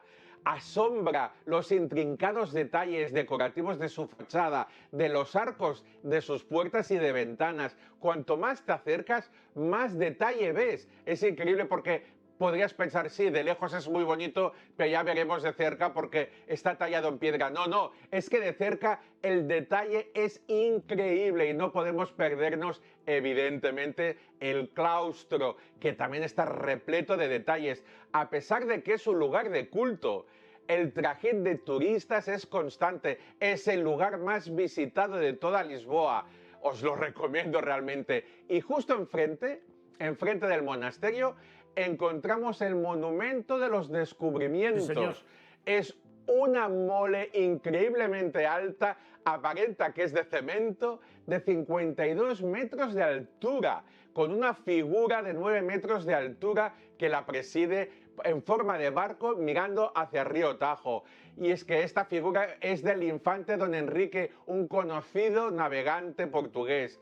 Y en las paredes laterales encontramos esculturas de todos los exploradores portugueses como Vasco de Gama o Magallanes, y es posible subir arriba de todos estos 52 metros de altura y tener una de las mejores vistas de la zona hacia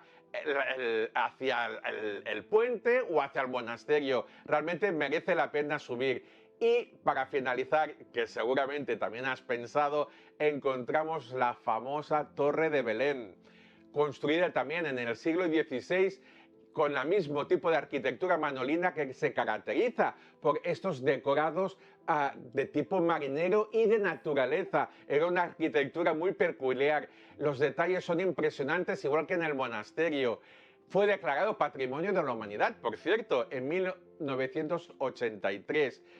Y fue construida esta torre para protegerse de los enemigos y para proteger la entrada del puerto de Lisboa. Además que fue utilizada como fortaleza, faro y prisión durante también. Muchísimos años. Sí, señor. Y es que está construida encima de una roca, no está en el linde de la orilla, está dentro del río realmente, construida sobre una roca y está unida por un puente casi levadizo, suspendido, que une la torre, ¿no? Y como detalle muy curioso, en la fachada oeste de la torre encontramos un hipopótamo tallado en piedra. Y ahora me preguntaréis qué hace allí un hipopótamo. Y es que dentro de la arquitectura esta manuelina tan peculiar de portuguesa, tallaron este hipopótamo porque en esa época era un animal exótico que increíble, era alucinante para ellos porque no estaba dentro de su imaginario y lo plasmaron aquí, y es una de las primeras representaciones en arte europeo de un hipopótamo.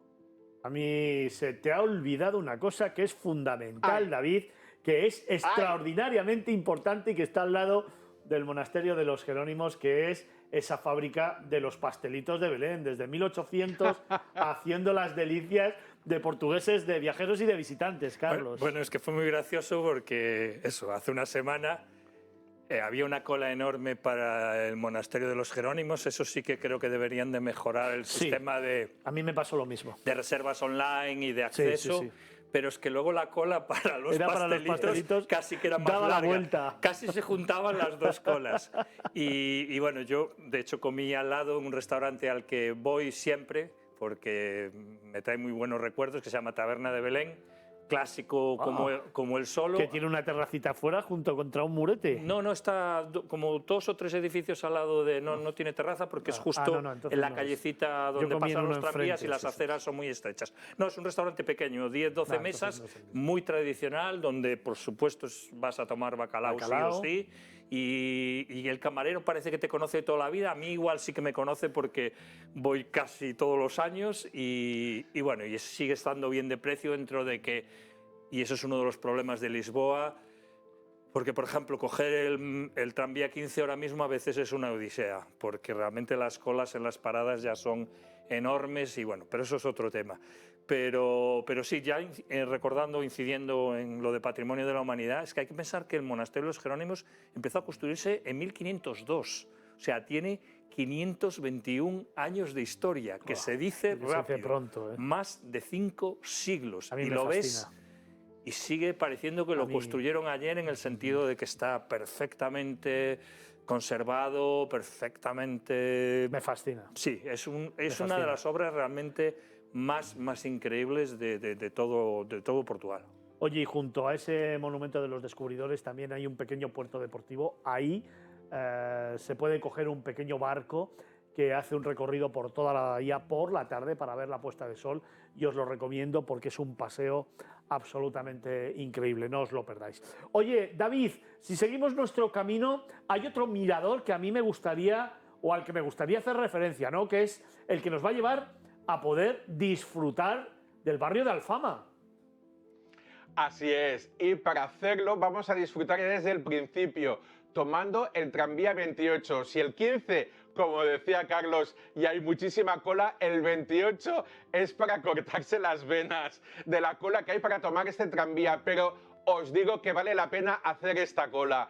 y es que es el más emblemático de toda la ciudad. Ese tranvía recorre todos los lugares de interés turístico tradicionales como la Sé, la Catedral de Lisboa, el Castillo de San Jorge, o llegaremos hasta el barrio de Alfama, que es donde encontraremos el famoso mirador de Portas do Sol, y justo al lado encontraremos otro mirador. Pero las mejores vistas las encontraremos aquí, en este mirador. Veremos todos los tejados del barrio de Alfama, y si miramos a nuestro alrededor veremos las laberínticas calles del barrio que aún conservan el encanto y esta autenticidad de este barrio tan antiguo, que es realmente de los primeros barrios de Lisboa. Y mirando, veremos que destaca un edificio que no está en consonancia con todas estas casas antiguas y viejas. Lo tenemos justo en la colina de enfrente, y es la iglesia y monasterio de San Vicente de Fora. Y justo al lado una cúpula, el Panteón Nacional. Pero es que el mirador de Portas do Sol es un lugar para sentarse. De hecho, te puedo decir que de todas las veces que voy a Lisboa, es el único sitio que me permite el lujo realmente de pararte, descansar, para poder ver y admirar el lugar. Y es que es el lugar donde los turistas pasan muchísimo más tiempo que la media de los otros lugares, porque es un lugar con un encanto especial. Y justo nada, a 20 metros encontramos el otro mirador, el mirador de Santa Lucía. Es el mirador que prácticamente tiene las mismas vistas, es cierto, quizá vemos un poco más la zona portuaria y las casas, eso sí, las más viejas de Alfama, que es donde se dice que nació el melancólico fado portugués. Y aquí encontramos la iglesia de Santa Lucía, que enamora a todo el mundo por sus jardines que tenemos alrededor y sus azulejos de ese azul intenso que, si nos fijamos en los dibujos, relatan la historia de la ciudad, la antigua historia de la ciudad, y es sin duda el lugar más romántico y bonito de Lisboa, además de un lugar para fotografiarlo y fotografiarse a sí mismo para subirlo a tus redes sociales. Bueno, tengo que cerrar este capítulo, esta aproximación, simplemente aproximación a Lisboa. Ya sabéis que a mí me encanta tirar guantes, así que le voy a tirar un guante a David Vigorra para que nos traiga otros contenidos, otra aproximación más, otro recorrido más por Lisboa, porque, Felipe, nos hemos dejado sitios maravillosos como, por ejemplo, la Plaza de Rocío, que es la segunda más importante, o el Castillo de San Jorge, o el Barrio Alto, ¿no? Donde hay una vida nocturna increíble, restaurantes, fado... El Museo del Cadmo, por ejemplo, también. Claro. Y introducir cuando la gente visite el monasterio, que tenga en cuenta que está la tumba de Vasco de Gama allí, y merece la pena visitarlo porque al fin y al cabo es el mayor explorador que ha habido portugués. Y algo que hay que hacer, cruzar el puente e ir al mirador del Cristo Redentor, porque ahí vas a tener la perspectiva de la ciudad completa desde el otro lado del río, el puente. Qué bonito. Y un error que comete mucha gente es que piensa que el Cristo Redentor de Río de Janeiro está inspirado en este, y es al revés. En este caso fueron los brasileños los primeros que construyeron el Cristo Redentor allí en Río de Janeiro, y luego los portugueses se inspiraron en él para hacer esa figura y ese mirador. Es otro gran mirador, desde luego, que no os podéis perder. Cruzando ese puente, el mirador del Cristo. Es increíble subir hasta arriba, hasta la plataforma, y poder disfrutar de allí de tiempo, que es a veces lo que nos falta y, sin embargo, lo que nos da una imagen diferente de las ciudades. David Vigorra, el director de la revista Q-Travel, me recoges el guante, ¿verdad? Así es, te lo recojo porque nos hemos dejado muchísimas cosas, Fernando. Ya no solo de Lisboa, es que venir a Lisboa y no recorrer lo que tenemos alrededor, porque a menos de 35 minutos Cascais, podemos llegarnos Sintra, a ciudades Estoril, como Mafra, como Sintra, en muchísimos más lugares, o Cascais. Recordar que... Son lugares maravillosos. Estoril, que también es un sitio muy bonito y además tiene un campo de golf maravilloso. Oye, que muchísimas gracias. Ya empezamos con el golf. Un Fernando, abrazo. Estoril...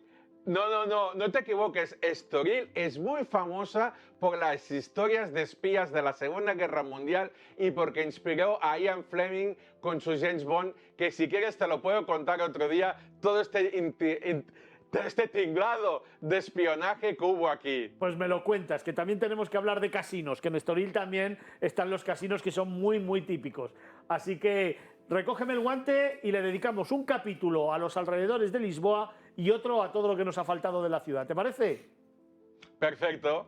Pues muchísimas gracias, David. Fantástico trabajo como siempre. Gracias, Carlos. Gracias, Felipe. Dejadme tan solo unos instantes para daros unos consejos y regresamos de inmediato aquí a Movistar Plus, a Negocios Televisión, a Miradas Viajeras Magazine.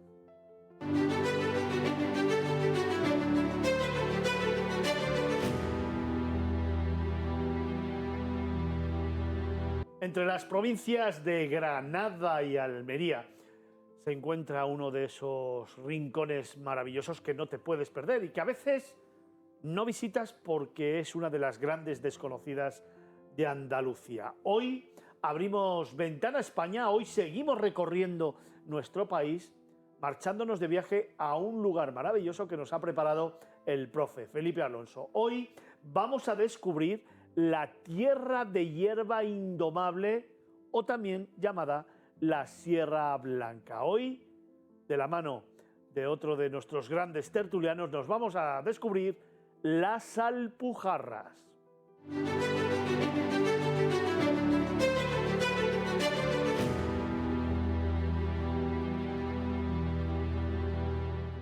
Felipe, pueblecitos de sabor morisco, barrancos, serranía, leyendas muchísimas, brujas, ¿por qué no? Y también gastronomía. Un cóctel de sensaciones, de emociones, de vivencias que vamos a disfrutar en las Alpujarras. Las Alpujarras, un continente en pequeño, podríamos decir. Son como 47 poblaciones, pequeñitas todas, porque al final creo que según el último catastro que se ha hecho, no llegan a 35.000 habitantes, luego son pueblos muy pequeñitos, con un gran sabor popular. Son pueblos todos moriscos, hay que tener en cuenta que allí fue uno de los refugios de los moriscos con las diferentes levas que se hicieron para echarlos del país por parte inicialmente de la toma de Granada por reyes católicos, y después lo comentaremos un poquito más adelante, si quieres, cuando hablemos ya, nos centremos un poco en lo que en sí son las Alpujarras, los pueblos, con Felipe II. Es un lugar de una belleza singular. Hay que centrarlo geográficamente hablando, porque lo que es más conocido es las Alpujarras granadinas, que son mucho más conocidas por una serie de pueblos que después comentaremos, mencionaremos por encima, y que las almerienses. Las almerienses son como más extrañas, más recónditas. Incluso se ha querido estirar un poco la historia de las Alpujarras y la geografía de las Alpujarras almerienses, llegando incluso hasta el puerto de Adra. Pero en realidad es que lo que más se conoce son los 10, 12, 14 pueblos más famosos que hay en la zona de Granada. Situadas bajo o en las faldas de Sierra Nevada. Exactamente. Es un lugar en el que está salpicado de pequeños pueblecitos. Las Alpujarras viene de un término árabe, ¿no? Sí, hay una pequeña confusión, porque a ver, los términos, según quien lo analiza, ya sabemos que la toponimia española, según quien te analiza, de repente aparece una raíz romana, aparece una raíz cartaginesa, aparece una raíz musulmana, o sea, son diferentes. La realidad es que lo que mayor se ajusta es una tierra de hierbas mágica, es la Sierra Blanca. Yo creo que es prácticamente, quizás sea el nombre que más se ajusta a ello por la zona que ocupa, pero también hay otro topónimo que yo creo que es posterior y que es por una cosa que comentaremos ahora después, que es el de la Indomable. Indomable yo creo que le viene dado porque en 1568 se produce una gran revuelta, la revuelta de los moriscos en las Alpujarras, que pone en jaque a Felipe II y incluso se llega a nombrar un rey en las Alpujarras. Y es con lo que produce es, después que evidentemente no está, aunque la tierra por la montaña, los valles, es muy fácil defensiva, pero lo que produce es que, claro, las tropas son las tropas y quien tiene el poder es el rey, ¿no? Y entonces al final consigue derrotar a la rebelión y expulsar a todos los moriscos, menos, te comentaré la casualidad, la curiosidad, mejor dicho, y la casualidad de dejar una familia de moriscos en cada pueblo. Fíjate, hablas de Indomable y yo creo que le da el carácter más a todo lo que es, geográficamente hablando, el entorno, ¿no? Porque es de una naturaleza brutal, salvaje, esos barrancos son increíbles, Además, a mí me parece que todas las rutas que se pueden hacer entre los pueblecitos te van llevando a una soledad extrema en parajes increíbles, sobre todo cuando en invierno ya han caído las aguas y empieza a haber pequeñas cascadas que nos vamos encontrando. Y salpicado, como decíamos, de unos 47 pueblos más o menos. 47 más o menos. Te voy a preguntar, a mí el que más me gusta, Pampaneira. Sí, claro. Pero, ¿A ti? Soportújar. Soportújar. Soportújar, que nos va a llevar también a una leyenda de brujas. A la bruja, sí. Es que cuando, ya hemos comentado hace un momento, cuando se produce la expulsión de los moriscos, la realidad es que esos pueblos, donde dejan a una familia nada más, para traer inmigrantes de otra parte de España, y entonces traen muchos gallegos. Por eso se dice, y Carlos, que está aquí a lo mío, como gallego que es, lo sabrá mejor que yo, los nombres, las raíces de los nombres de muchos de los pueblos de las Alpujarras tienen raíces gallegas. ¿Qué ocurre? Que traen familias gallegas, y entonces en Soportújar se asienta un grupo de gallegos que conocen el manejo de las hierbas, conocen curaciones, y entonces se les considera como brujos, y la gente del entorno vaya a verles y a pedirles consejo. ¿Y Soportújar qué hace? Pues que se declara, desde el primer momento, se declara lugar de brujas. Y hoy en día es uno de los lugares más curiosos para visitar. Quizás sea yo creo que puede ser, bueno, la entrada a las Alpujarras puede ser por Lanjarón, el famoso balneario, que es una maravilla también. Maravilla. Sí, pero la entrada yo creo que es por Soportújar. Yo la prefiero por Soportújar, que, hombre, son pocos kilómetros de Granada, es 1 hora y pico de camino, porque esas carreteras, afortunadamente, son increíbles de vueltas y revueltas, que es lo que te da un carácter, lo que estábamos comentando, de belleza y de salvaje, y de quizás soledad a veces a las Alpujarras. Y allí te encuentras pues con brujas, todo lo que es la brujería, representaciones de una bruja gigantesca eslava a la entrada, que es la que hay, como yo siempre digo, hay que decirle, hay que pedir permiso, saludarla y decirle, ¿me dejas visitar el pueblo? No me lo dejas, para que te dé permiso. Luego ves dragones por las paredes, 2 brujas con un caldero, o sea, es una verdadera maravilla. Y de remate, saliendo de allí, hemos hablado de Lanjarón, quizá el otro pueblo más conocido por todo el mundo sea Trévelez, por el jamón, que quizás sea el pueblo que está ya más en el límite hacia la Sierra Nevada, más al límite. Hemos hecho referencia a 3 pueblecitos, Pampaneira, también a Soportújar y Trévelez, pero en este discurrir que hemos ido llevando por las Alpujarras, en el que se mezcla naturaleza, en el que se mezcla sabores, olores, luz y agua, en el que se mezcla también construcciones moriscas en todos esos pequeños pueblecitos, también hay un denominador común que no podemos dejar de hablar de él, que es su gastronomía. Sí, claro, la gastronomía, si partimos de la base que tenemos Trévelez con su jamón, tenemos una zona que es de caza, que tiene unos alimentos maravillosos, tiene lo que no vas a poder buscar y no debes buscar en la zona de las Alpujarras, aunque te lo puedan ofrecer, no debes buscar, es algo de pescado. Lo que tienes que tomar es algo de la propia naturaleza que hay, ¿no? Es decir, tienes unas buenas verduras, tienes una buena caza, tienes una buena carne y tienes unos buenos embutidos, y sobre todo tienes el jamón de Trévelez, que es un jamón de un sabor diferente, o sea, es distinto, porque el jamón de Trévelez pasa como otros jamones que hay también en la zona de Almería, que son los que se curan en la nieve. Es decir, no es una curación como la curación del jamón de Salamanca o el de Jabugo, sino que el de Trévelez se cura en la nieve. Siempre se ha dicho que se cura, se mete en la nieve de Sierra Nevada para que esté curado, con lo cual es un jamón diferente, distinto. No busquemos un 5J famoso de Guijuelo o de Jabugo, sino busquemos un jamón distinto, con un sabor diferente, pero un jamón delicioso. Oye, Felipe, si yo te pregunto, como siempre, ese lugar, ese instante especiales para ti, el instante y el rincón, ¿dónde me llevas? Pues mira, hay 2. Uno sería el Mirador de las Brujas que hay en Soportújar, y otro sería en Capileira, ver todo el valle hacia abajo, que es cuando al atardecer, el otro pueblecito está más abajo porque están muy cerca uno de otro, y entonces ves desde allí el atardecer y te encuentras con una exuberante vegetación, con un contraste de colores. Además te da igual ir en otoño, ir en primavera o incluso ir en verano, o sea, porque es que da lo mismo.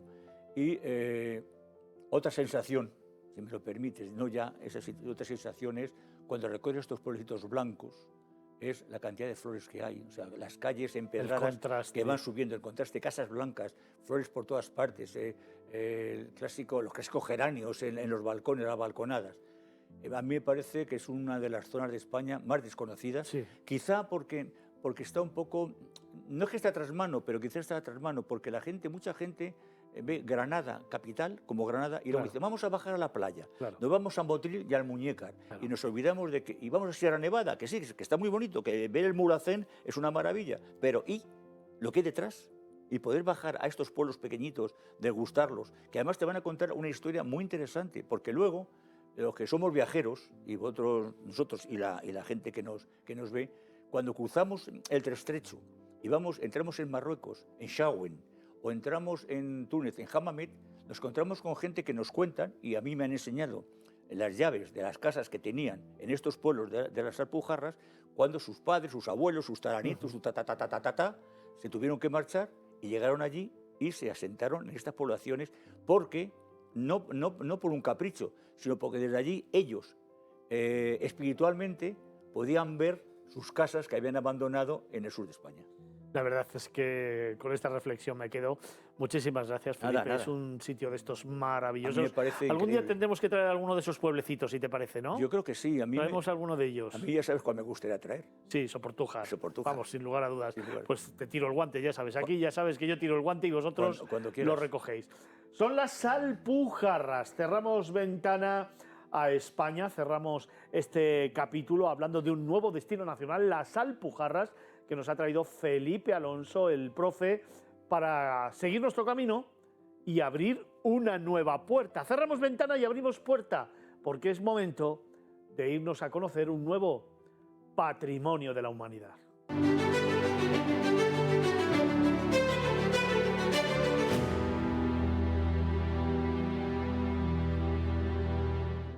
En 1985 se declaraba Patrimonio de la Humanidad. Estamos hablando de una ciudad emblemática de nuestro país que además es conocida a nivel universal. Es el final del Camino de Santiago, pero es ciudad universitaria, ciudad de luz, ciudad de música, ciudad de cultura, ciudad de arte, ahora también ciudad de la justicia y luego, sobre todo, una de esas urbes en las que vivir una emocionante historia. Hoy nos vamos a ir a Santiago. Carlos, ¿qué hacía falta ya que trajéramos esto aquí?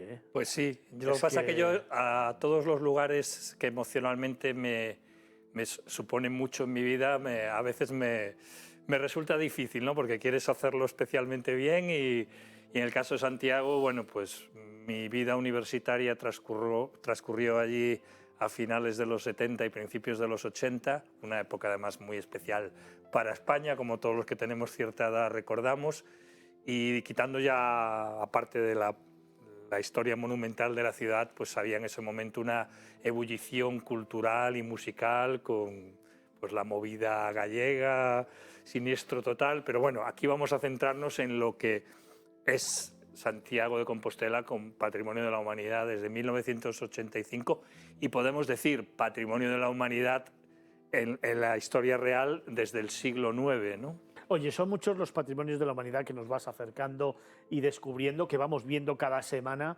pero no sé si es demasiado aventurado por mi parte decir que Santiago, además de ser Patrimonio de la Humanidad, igual va mi sentimiento patrio, es Patrimonio de la Humanidad universal. Es uno de esos patrimonios de la humanidad que tiene un empaque especial por todo lo que representa y por todo lo que muestra. Pues sí, bueno, digamos que son dos cosas, ¿no? El camino, por un lado, también es Patrimonio de la Humanidad, no solo el camino francés, que fue el primero que se nombró, sino que luego se nombraron también los caminos del norte, los más tradicionales y clásicos, y luego la ciudad que nació a partir de ese encuentro de la tumba del apóstol Santiago el Mayor, pues en el siglo IX, ¿no? Pues que estamos hablando de 12 siglos, de 1200 años, ¿no? Eso es una auténtica barbaridad, ¿no? Obviamente ha pasado por muchísimas vicisitudes. Cuando yo estudié en Santiago, pues básicamente Santiago era una ciudad que vivía de lo que eran los estudiantes y de lo que era pues su importancia como ciudad religiosa, ¿no? Pero en aquellos momentos, te estoy hablando de eso, finales de los 70, veías muy pocos peregrinos. Veías muy pocos peregrinos, ¿no? Entonces, obviamente, fue después de de la gran idea de marketing del señor Fraga de crear el Pelegrín, aquel personaje que casi de cómic, que le dio un relanzamiento al Camino de Santiago, porque en el año 92 en España habíamos tenido las Olimpiadas y la Expo de Sevilla, y alguien dijo, oye, en el 93, ¿qué motivo puede haber para atraer a la gente a España, ya que España ha estado muy de moda en el 92? Y alguien dijo, bueno, como es Año Santo, que hay que recordar que Año Santo es cuando el 25 de junio, que es Santiago Apóstol, patrón de España, cae en domingo, ese es Año Santo. Con lo cual, aquellos que peregrinen y crucen la puerta del perdón, pues van a tener el perdón de sus pecados, ¿no? Y bueno, fue a partir de ahí que el Camino de Santiago se ha convertido en un boom. Yo tengo 10 Compostelas y te puedo decir que me he encontrado, es una pena que no haya ido apuntando, pero yo creo que he conocido peregrinos de 60 o 70 nacionalidades diferentes. Oye, Carlos, vamos a centrarnos en Santiago de Compostela. Al final, Santiago de Compostela es una ciudad por la que han pasado todo tipo de civilizaciones y de culturas, claro, y todo eso se deja ver en la propia fisonomía de la ciudad. 108 hectáreas son las que determina la UNESCO, ¿no? Sí, exactamente. Realmente está muy bien que se haya conservado el casco histórico, francamente, muy bien, porque ya en los años finales de los 70, cuando yo estudiaba allí, por ejemplo, no veías una chapa de Coca-Cola de aquellas que estaban puestas en todos los bares de España. Sí podía haber un anuncio de Coca-Cola, pero siempre conservando el cartel en hierro forjado, los colores, no podía haber colores vivos. O sea, en ese sentido, Santiago siempre ha sido arte, digamos, en todas las fachadas de las casas, en el suelo, esos suelos adoquinados de grandes losas de piedra, que cuando llueve el agua rebota y casi te moja de abajo arriba. Entonces, en ese sentido, creo que tiene mucho mérito, porque ha habido otras ciudades que su casco histórico se ha mantenido a duras penas. En el caso de Santiago se ha mantenido francamente muy bien. Y el gran ejemplo de esa multiplicidad de culturas y de tendencias que ha habido a lo largo de, 12 siglos, es que se ve en su lugar más emblemático, en la catedral.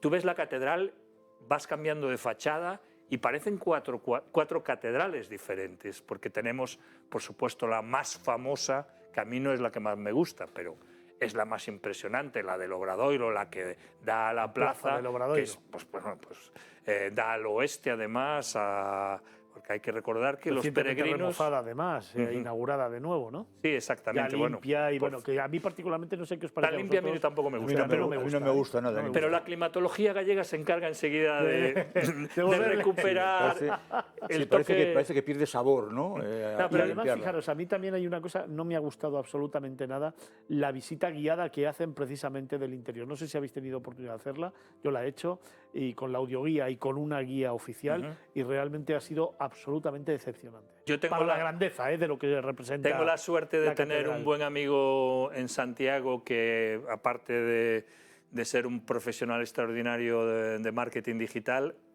es guía.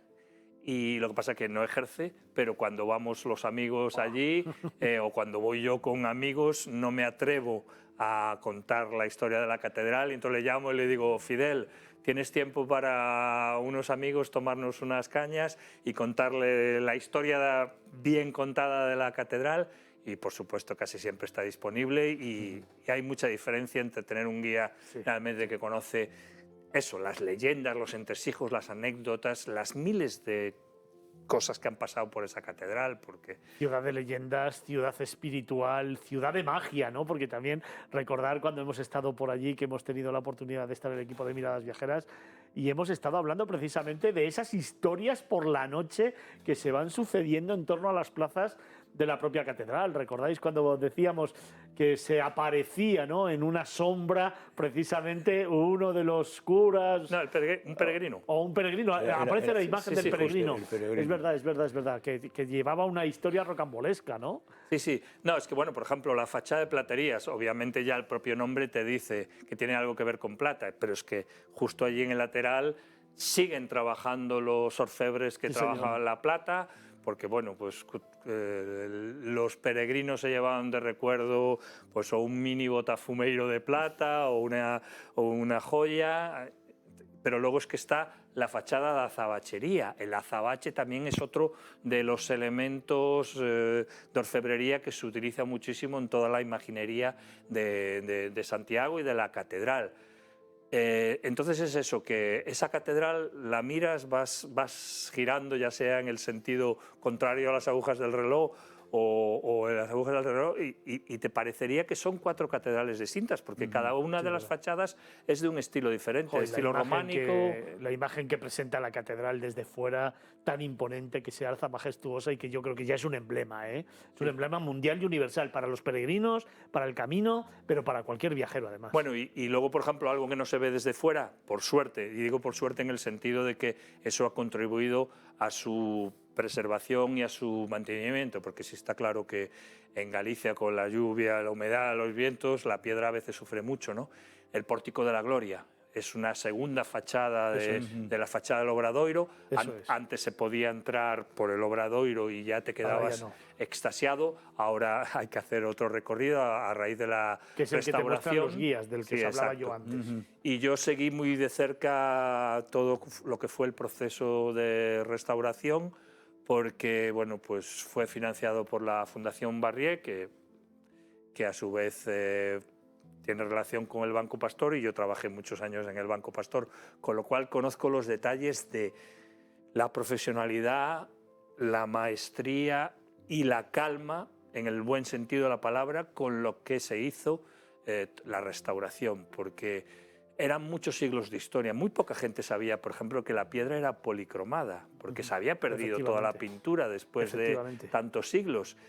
Pero es que tampoco puedes de repente pintar las figuras de los apóstoles como eran o como suponías que eran, ¿no? Entonces, bueno, fue una labor tremenda, pero que, bueno, el Pórtico de la Gloria está reconocido a nivel universal como una de las obras maestras de la arquitectura medieval. Felipe, para ti un lugar emblemático de Santiago, venga. Hombre, yo voy a rematar la Plaza del Obradoiro poniéndome de frente a la catedral y sabiendo que a mano izquierda está el parador de turismo. Ya sabía yo, ya sabía yo. Y luego otra cosa que es, esto muchas veces en Santiago, pero yo me acuerdo de siendo niño cómo conocí yo Santiago de Compostela. Y tú que eres estudiante allí te va a hacer mucha gracia. Y es una película que se llama La Casa de la Troya. Hombre, una película antiquísima. Que ahora es un hotel. Digo antiquísima porque yo era así, fíjate, se ha llovido desde cómo he ido creciendo un poquito, y fue cuando yo empecé a conocer que existía un lugar en España que se llamaba Santiago de Compostela. Pues te recomiendo ir al Hotel Carrís, Casa de la Troya, porque conserva la esencia histórica del edificio y es un hotel muy coqueto. Es muy bonito. El Hotel Casa La Troya de Carrís Hoteles también te lo recomendamos, igual que antes hemos recomendado otros, hoy te recomendamos también el Carrís Casa La Troya. Oye, lo que no os he escuchado hablar de Santiago es, por ejemplo, cuando cae la noche y en esa Plaza del Obradoiro también empiezan a sonar los tunos. Vale. Ahí, a ver, yo complejo. Voy a ser sincero. Yo también. Yo me voy a la parte de atrás, a la Plaza de la Quintana, que yo lo siento, pero a mí me resulta mucho más acogedora, mucho más íntima, mucho más auténtica, en el sentido de que tú estás en la Quintana, te sientas en la escalinata o en alguna de las terrazas que hay allí o en los soportales. Allí, por ejemplo, suele haber músicos muchas veces tocando guitarra, pero guitarra clásica. Yo creo que es un lugar que rezuma más autenticidad. No digo que los tunos no sean auténticos. De hecho, algunos de esos tunos probablemente lleven siendo tunos varias décadas, porque desde luego no tienen edad para ser estudiantes o son tan tunos en el sentido tuno de la palabra que no han aprobado una durante 20 años. Que se han convertido en un producto turístico. Por eso, pero a mí me resulta especialmente encantadora la Quintana, sobre todo de noche, y te puedo decir además que el día que yo terminé la carrera fui a celebrarlo allí a la Quintana con mis compañeros de piso y mis amigos de Santiago. O sea que para mí es quizás el lugar con más encanto, pero eso siempre es algo personal. Pues como decía Carlos, vámonos. Él decía, vámonos a esa Plaza de Quintana, y yo digo, vámonos, que tenemos que terminar este patrimonio de la humanidad. Carlos Olmo, director de Vagamundos, muchísimas gracias. A vosotros. Felipe Alonso, muchísimas gracias. A vosotros. Son nuestros tertulianos que nos han ido acompañando durante toda la tarde, hablando de destinos y de lugares mágicos. Son los número uno del sector turístico que me acompañan en este camino y que me acompañan en este programa. Son Felipe Alonso y Carlos Alonso, dos de nuestros tertulianos que nos han arrojado un poquito de luz sobre algunos de los destinos que hoy te hemos presentado. Déjame en este instante que antes de terminar te dé planes.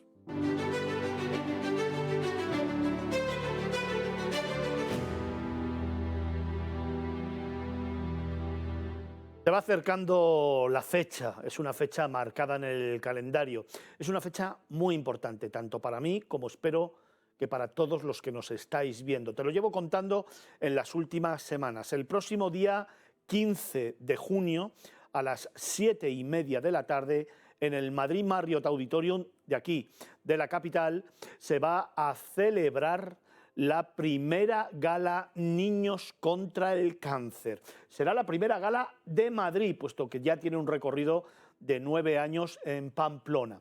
Es una gala que impulsa y organiza la Clínica Universitaria de Navarra. Hablamos de una gala muy especial en la que vamos a tratar de aunar esfuerzos, compromisos, mucho talento, pero sobre todo la ilusión, porque del cáncer se sale.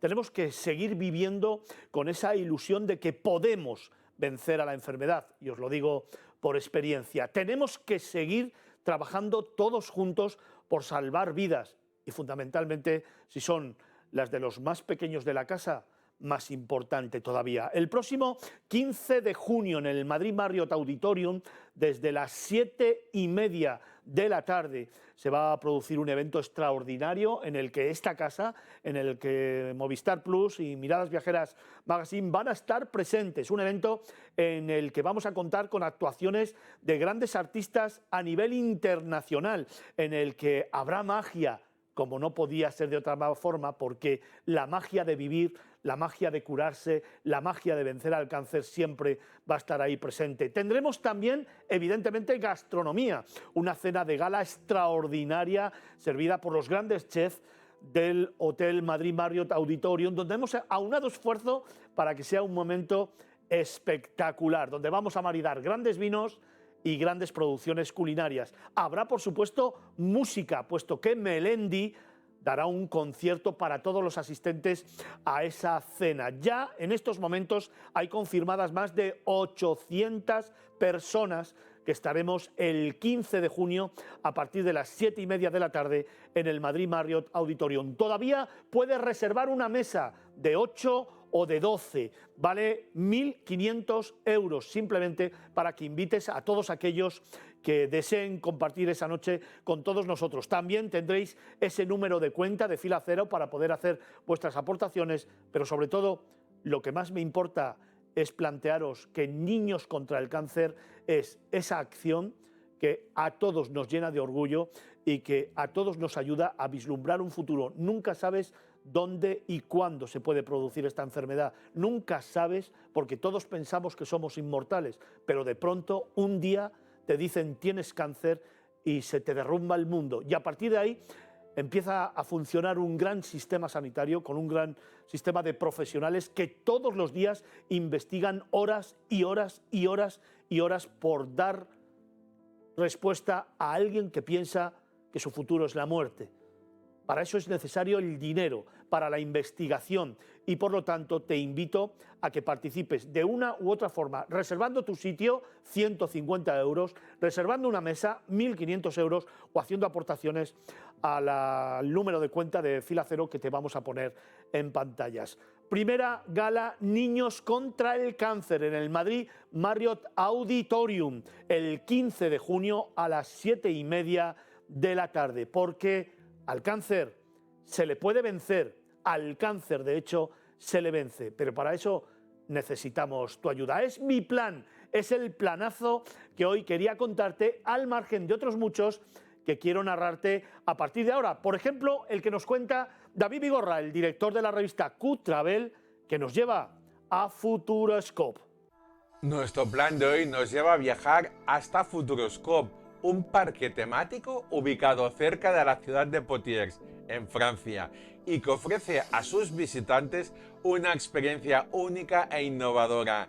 En este parque, el visitante podrá encontrar una gran variedad de atracciones y espectáculos que le permitirán viajar a un futuro virtual con las últimas tecnologías multimedia.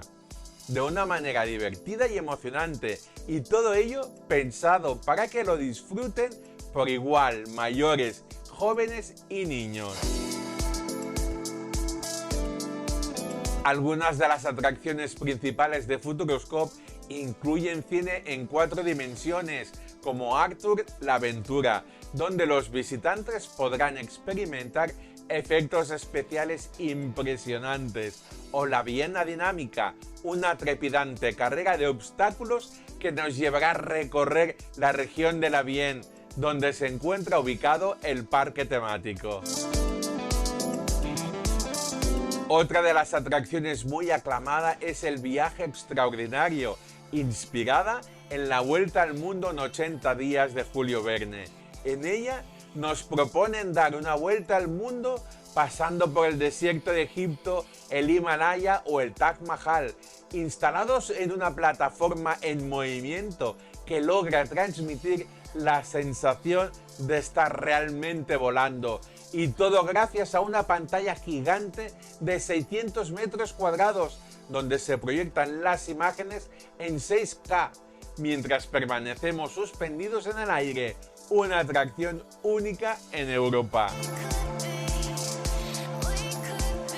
Hay otras experiencias que son más científicas, como el interesante documental en pantalla IMAX 4K láser sobre la experiencia de Thomas Pesquet, el astronauta francés más joven de la Agencia Espacial Europea, que nos cuenta cómo es estar 6 meses en el espacio y el hecho de envejecer el equivalente en 10 años en la Tierra. Impresionante.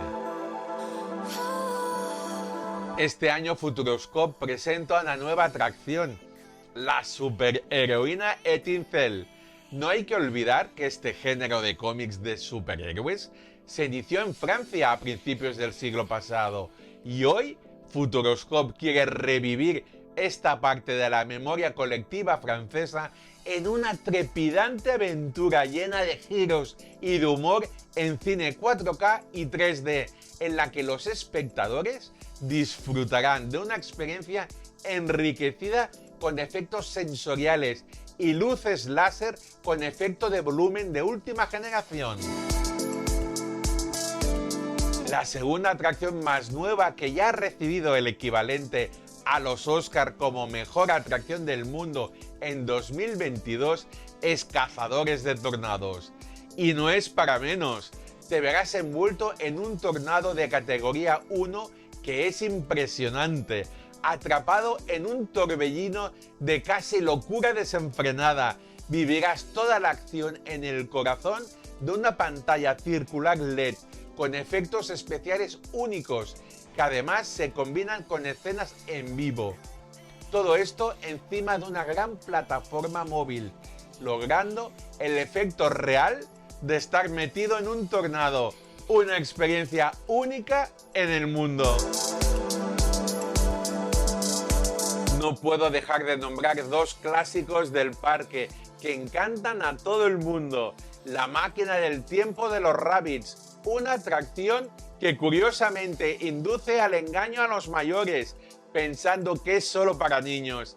Está inspirada en los tremendos conejos del videojuego Rayman. Los visitantes, equipados con gafas en 3 dimensiones y sentados en un tren, pasarán por diferentes decorados de la historia de la humanidad, viviendo las locas peripecias de estos personajes. La otra clásica atracción de Futuroscope, y que para los que repiten en el parque es un imprescindible, es el Baila con Robots. Subidos en unos brazos robotizados de 7 metros de altura, nos harán bailar al ritmo de la música. Cuentan con 2 niveles de intensidad, la estándar y la otra, para los que buscan las emociones realmente fuertes. Es un momento inolvidable y muy divertido. Futuroscope dispone de muchísimos espacios, atracciones y espectáculos para todo el mundo, llegando a las 40 experiencias distintas. Me es imposible comentarlas todas aquí, pero no me puedo olvidar del espacio específico pensado para los más pequeños.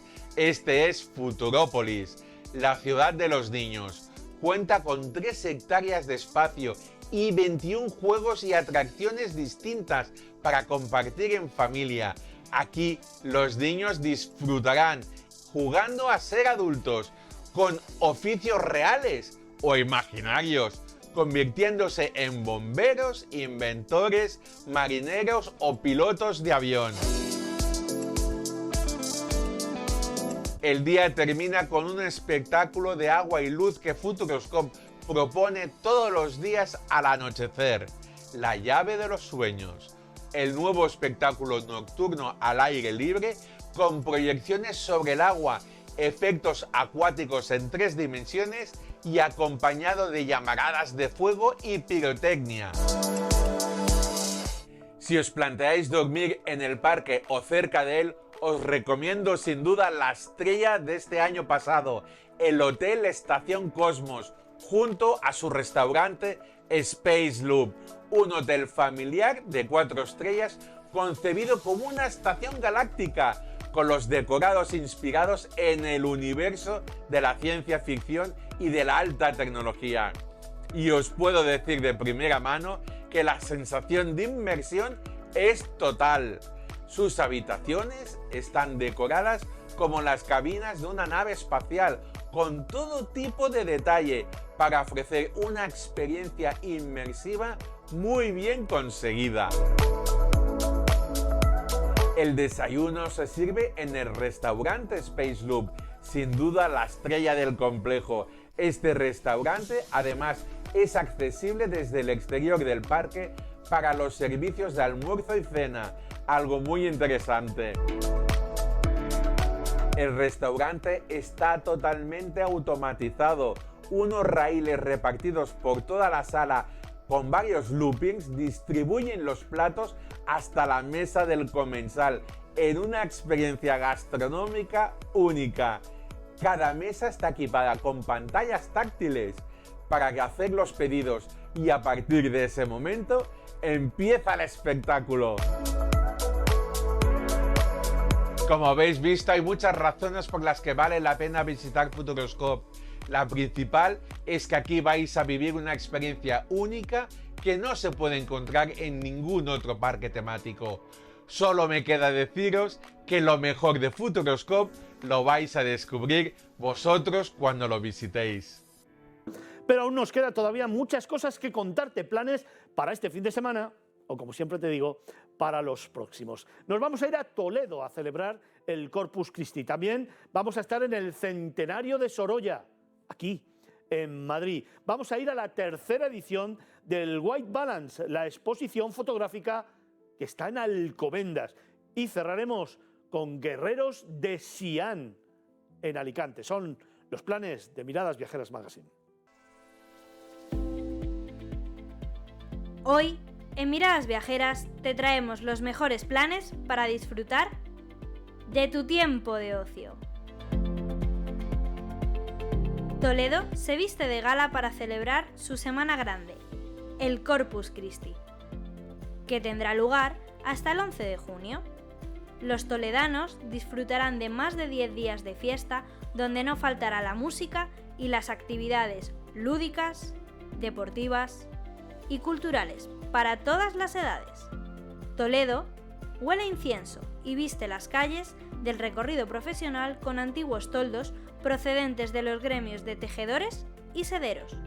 Sus calles se visten de color y vida, con 40 nuevas jardineras verticales y además se abren 10 patios adornados de forma especial con un programa de visitas y talleres que no dejará indiferente a nadie.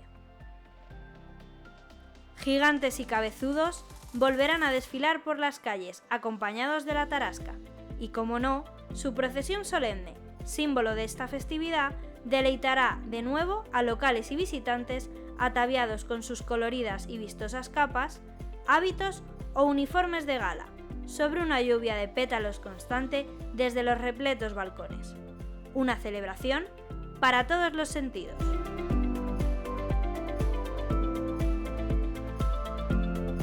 Se cumplen 100 años de la muerte del pintor que mejor supo captar con su pincel la luz y la belleza del paisaje y las figuras, Joaquín Sorolla y Bastida.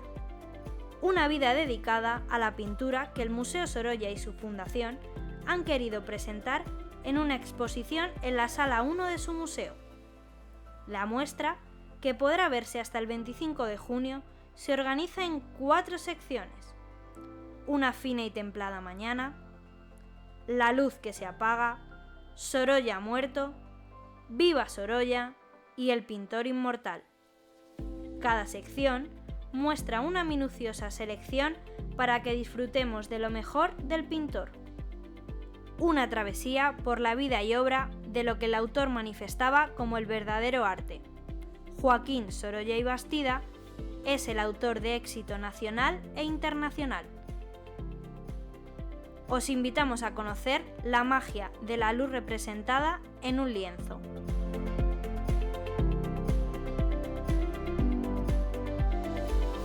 La tercera edición de White Balance llega a Madrid. La galería Es Art, coincidiendo con Foto España, celebra una nueva edición de esta maravillosa exposición de fotografía. Una cita idílica para los amantes de la instantánea. Esta vez serán 18 los artistas invitados a la muestra, que expondrán sus retratos, paisajes, fotografía documental y un sinfín de modalidades ante la atenta mirada de sus visitantes, que además podrán realizar otras muchas actividades como un taller de collage, proyecciones de cortos relacionados con esta materia o una fantástica mesa redonda. No dejes pasar la oportunidad de disfrutar del arte que capta momentos. Los guerreros de Xi'an llegan en forma de exposición al Museo Arqueológico de Alicante. Una experiencia que contará con más de un centenar de piezas originales, procedentes de 9 museos e instituciones chinas, gracias a la colaboración de la Administración Nacional del Patrimonio Cultural de China y otras instituciones. Pondrán a la disposición de los ciudadanos el misterio de los guerreros de terracota. Este descubrimiento fue uno de los más importantes de todos los tiempos. Esta exposición es única, primero por sus piezas de valor incalculable y segundo porque esta experiencia une ciencia y arqueología, ambas guiadas por los últimos avances y descubrimientos. La disposición en 3 salas sumergirá al espectador en un viaje para conocer no solo a los guardianes eternos, sino también la tumba del primer emperador de China. No te pierdas esta oportunidad de conocer los enigmas de esta cultura milenaria, que ya ha comenzado y estará en la ciudad alicantina hasta el próximo mes de enero. No te los pierdas, anótalos. La semana que viene volveremos a traer más planes para disfrutar de tu tiempo de ocio.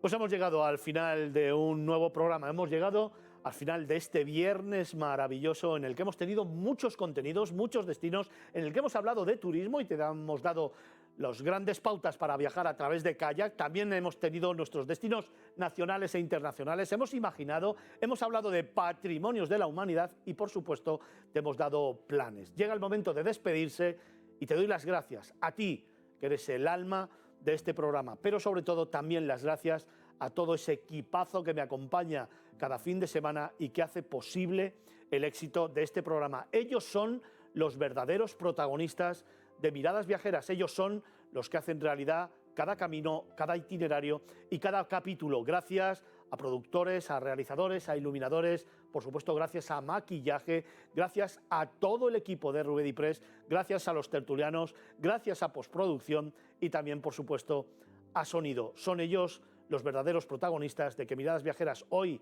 sea el líder en la televisión de viajes. Nos despedimos, nos vamos. El próximo fin de semana te cuento más historias. Gracias por estar ahí.